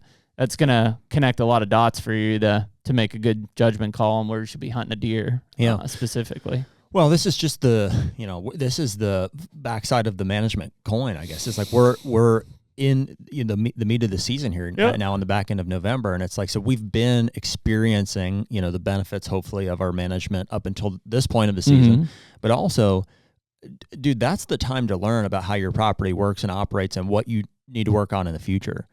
I spend a considerable amount of time, I mean, at least a quarter to a third of the time that I'm in a tree stand, looking at how it could be better, like the immediate surrounding area. Yeah. And a lot of that is what carries over into, the checklist of what you need to start knocking out in January. Yeah, and there's things that you can't control. Like I know, like even in Ohio, like I've been spinning wheels on that one. Like my cultivated food sucks for the second year in a row because of the drought. Like I just have no food plots. They're toast. They're a green film at the top of the soil at this point, and they're just nothing I can do. Like they just got destroyed by the drought, and whether it's the deer and or just not good germination, the rye's not doing anything. Like it's just gone. So, that doesn't necessarily affect them, or I'm not afraid of that from a nutritional standpoint because I probably have some of the best browse in the area. Including also the neighboring 400 acres that was chipped has really good browse and forbs. But from a huntability side, in big timber area, it's very difficult. Because I'm not corn pollen either right now. I'm just not doing it. So yeah, just the deer are either there. There's a lot of deer that aren't on my property, or at least, again, per the camera thing, I'm not seeing them. Like whether they're not there, they're on a neighbor.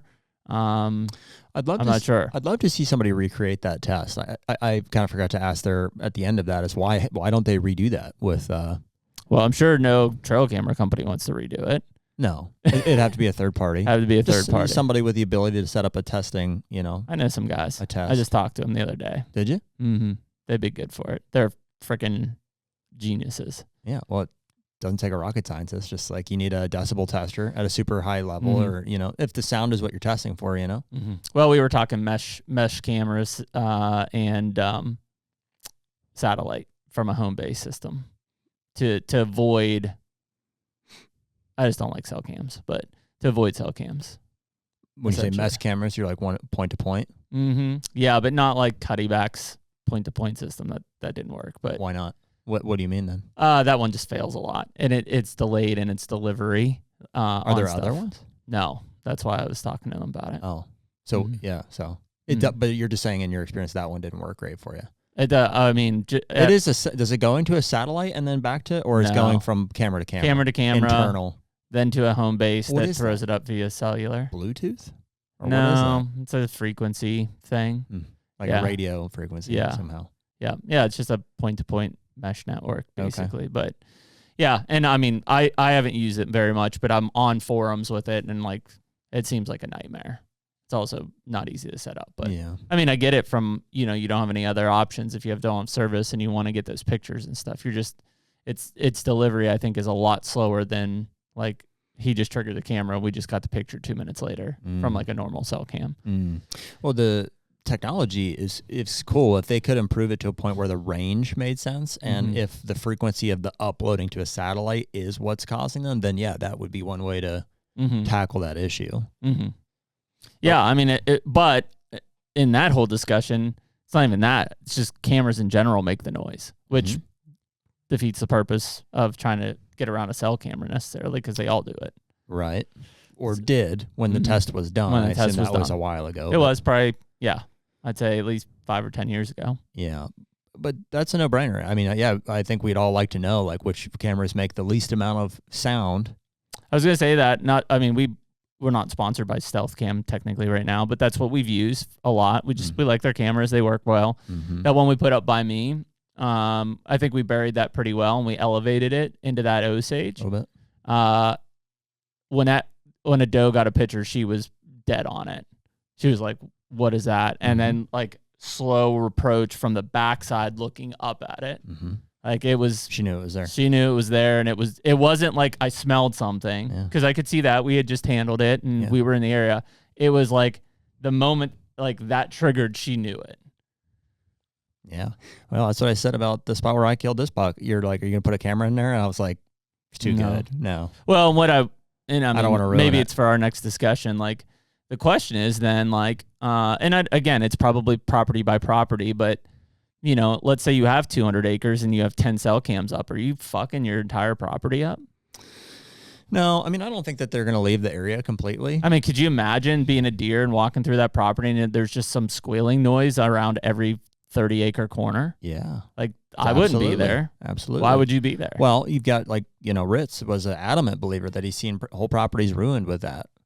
That's what I'm saying. Like, is that, and that you'd have to do tests. Like, this year I am running a lot more cell cams in Ohio, and I'm not seeing nearly as many deer as I saw last year when I ran SD cams. It's hard to judge the severity because, like, I will say, like, well, let me try to think of a specific situation. Like, I want to believe that I can get pictures of mature bucks in some sort of consistency, like at different times of the year and stuff. So I don't think that the cameras are like totally intolerable to them, but it does seem like they avoid being in their immediate like vicinity. Well, but are you getting pictures in the summertime when guard's down, testosterone levels are low, all of that, and then as everything enhances in October, November, then it starts to not get the pictures as frequently? That's what I'm trying to think. I mean, just this whole year, like, seems like it's been weird for trail cam pictures for me. So, but I don't know. I don't know. It's all anecdotal. It's all just observation. You know? Yeah, it's just all observational data. Like obviously we got pictures of this deer, many places of the farm, bunch. And he walked right past one in daylight. You know, I don't think he was creeping because of that camera there. He was creeping because he was creeping. Yeah, he was just tailing a doe, and that doe didn't seem to have any problem with it. You know, she was fine. Yeah, I don't know. It is again, because it's one of those things that's like out of our control. We don't interpret it any differently. Here's a good example. We went into and put a spot in it was a cell camera cell camera on a spot where there hadn't been one previously. There was one close in the southeastern corner. Yeah, it was like 10 feet away. It was very close. But just to paint the picture. And then so we got a picture of a deer there, I believe, for the first time at dark, after dark, you know, the heavy 9. And we're like, oh, cool, you know. And then he did it a day or two later in daylight, you know, and that tells me like he wasn't bothered by that camera at all. Probably enough not. that he felt comfortable enough to come in there in daylight. Yeah. After he'd heard it, maybe at night. Yeah. No, it makes sense. Yeah. I mean, we all get mature bucks in daylight. You got one right now that just showed up on daylight. Yeah, exactly. 6-year-old. Exactly. There he is, right there. Yep. Yeah. So, I mean, there's definitely times that it's not affecting them, but yeah, I don't know. It's hard to say, you know, especially now with most of these deer, even at 6, 7, 8 years old, they've been around. Cell cameras have been around their entire life. They've come across them at some point. Yeah. You know, versus 10 years ago when they were just coming out, they were, you know, that was a new thing. I can't believe that I don't think it's like totally out of control. Like I believe they probably can hear it and hear something, but it's like I don't think the decibel level is that much higher. Like but they probably hear it, but it's not like screaming at them. Just because they don't seem to react that extremely to it. To ours, anyways. Yeah, that we know of. Because again, it's observational. Well, like you saw that doe going and like looking at it and creeping at it. If it was screaming at her actively, like she's just gonna run. Yeah, well, you would think any deer walking in there, the first thing they would do is look at that camera or be drawn to it, and they weren't. You know, they weren't drawn to it. Like they worked through, and then like they may have saw it or whatever. They're pretty good at putting the pieces together. Like they pick up on. That's what he said about somebody setting a beer can in there. Like they pick up on that stuff. Oh yeah. You're in the bedroom, they know it. Yeah, if you're sitting on the freaking bedpost up in a tree, like, yeah, eventually they're gonna be like, "What?" Yeah, unless you're a predator, then they're like, yeah, then they just look right through you. I saw something, but they just look right through you. Anyways, we appreciate everyone listening to Thomas Mlsna, episode 287, if I remember back to the beginning correctly. I think so, give or take. And we will catch y'all on the next one. Later. Take me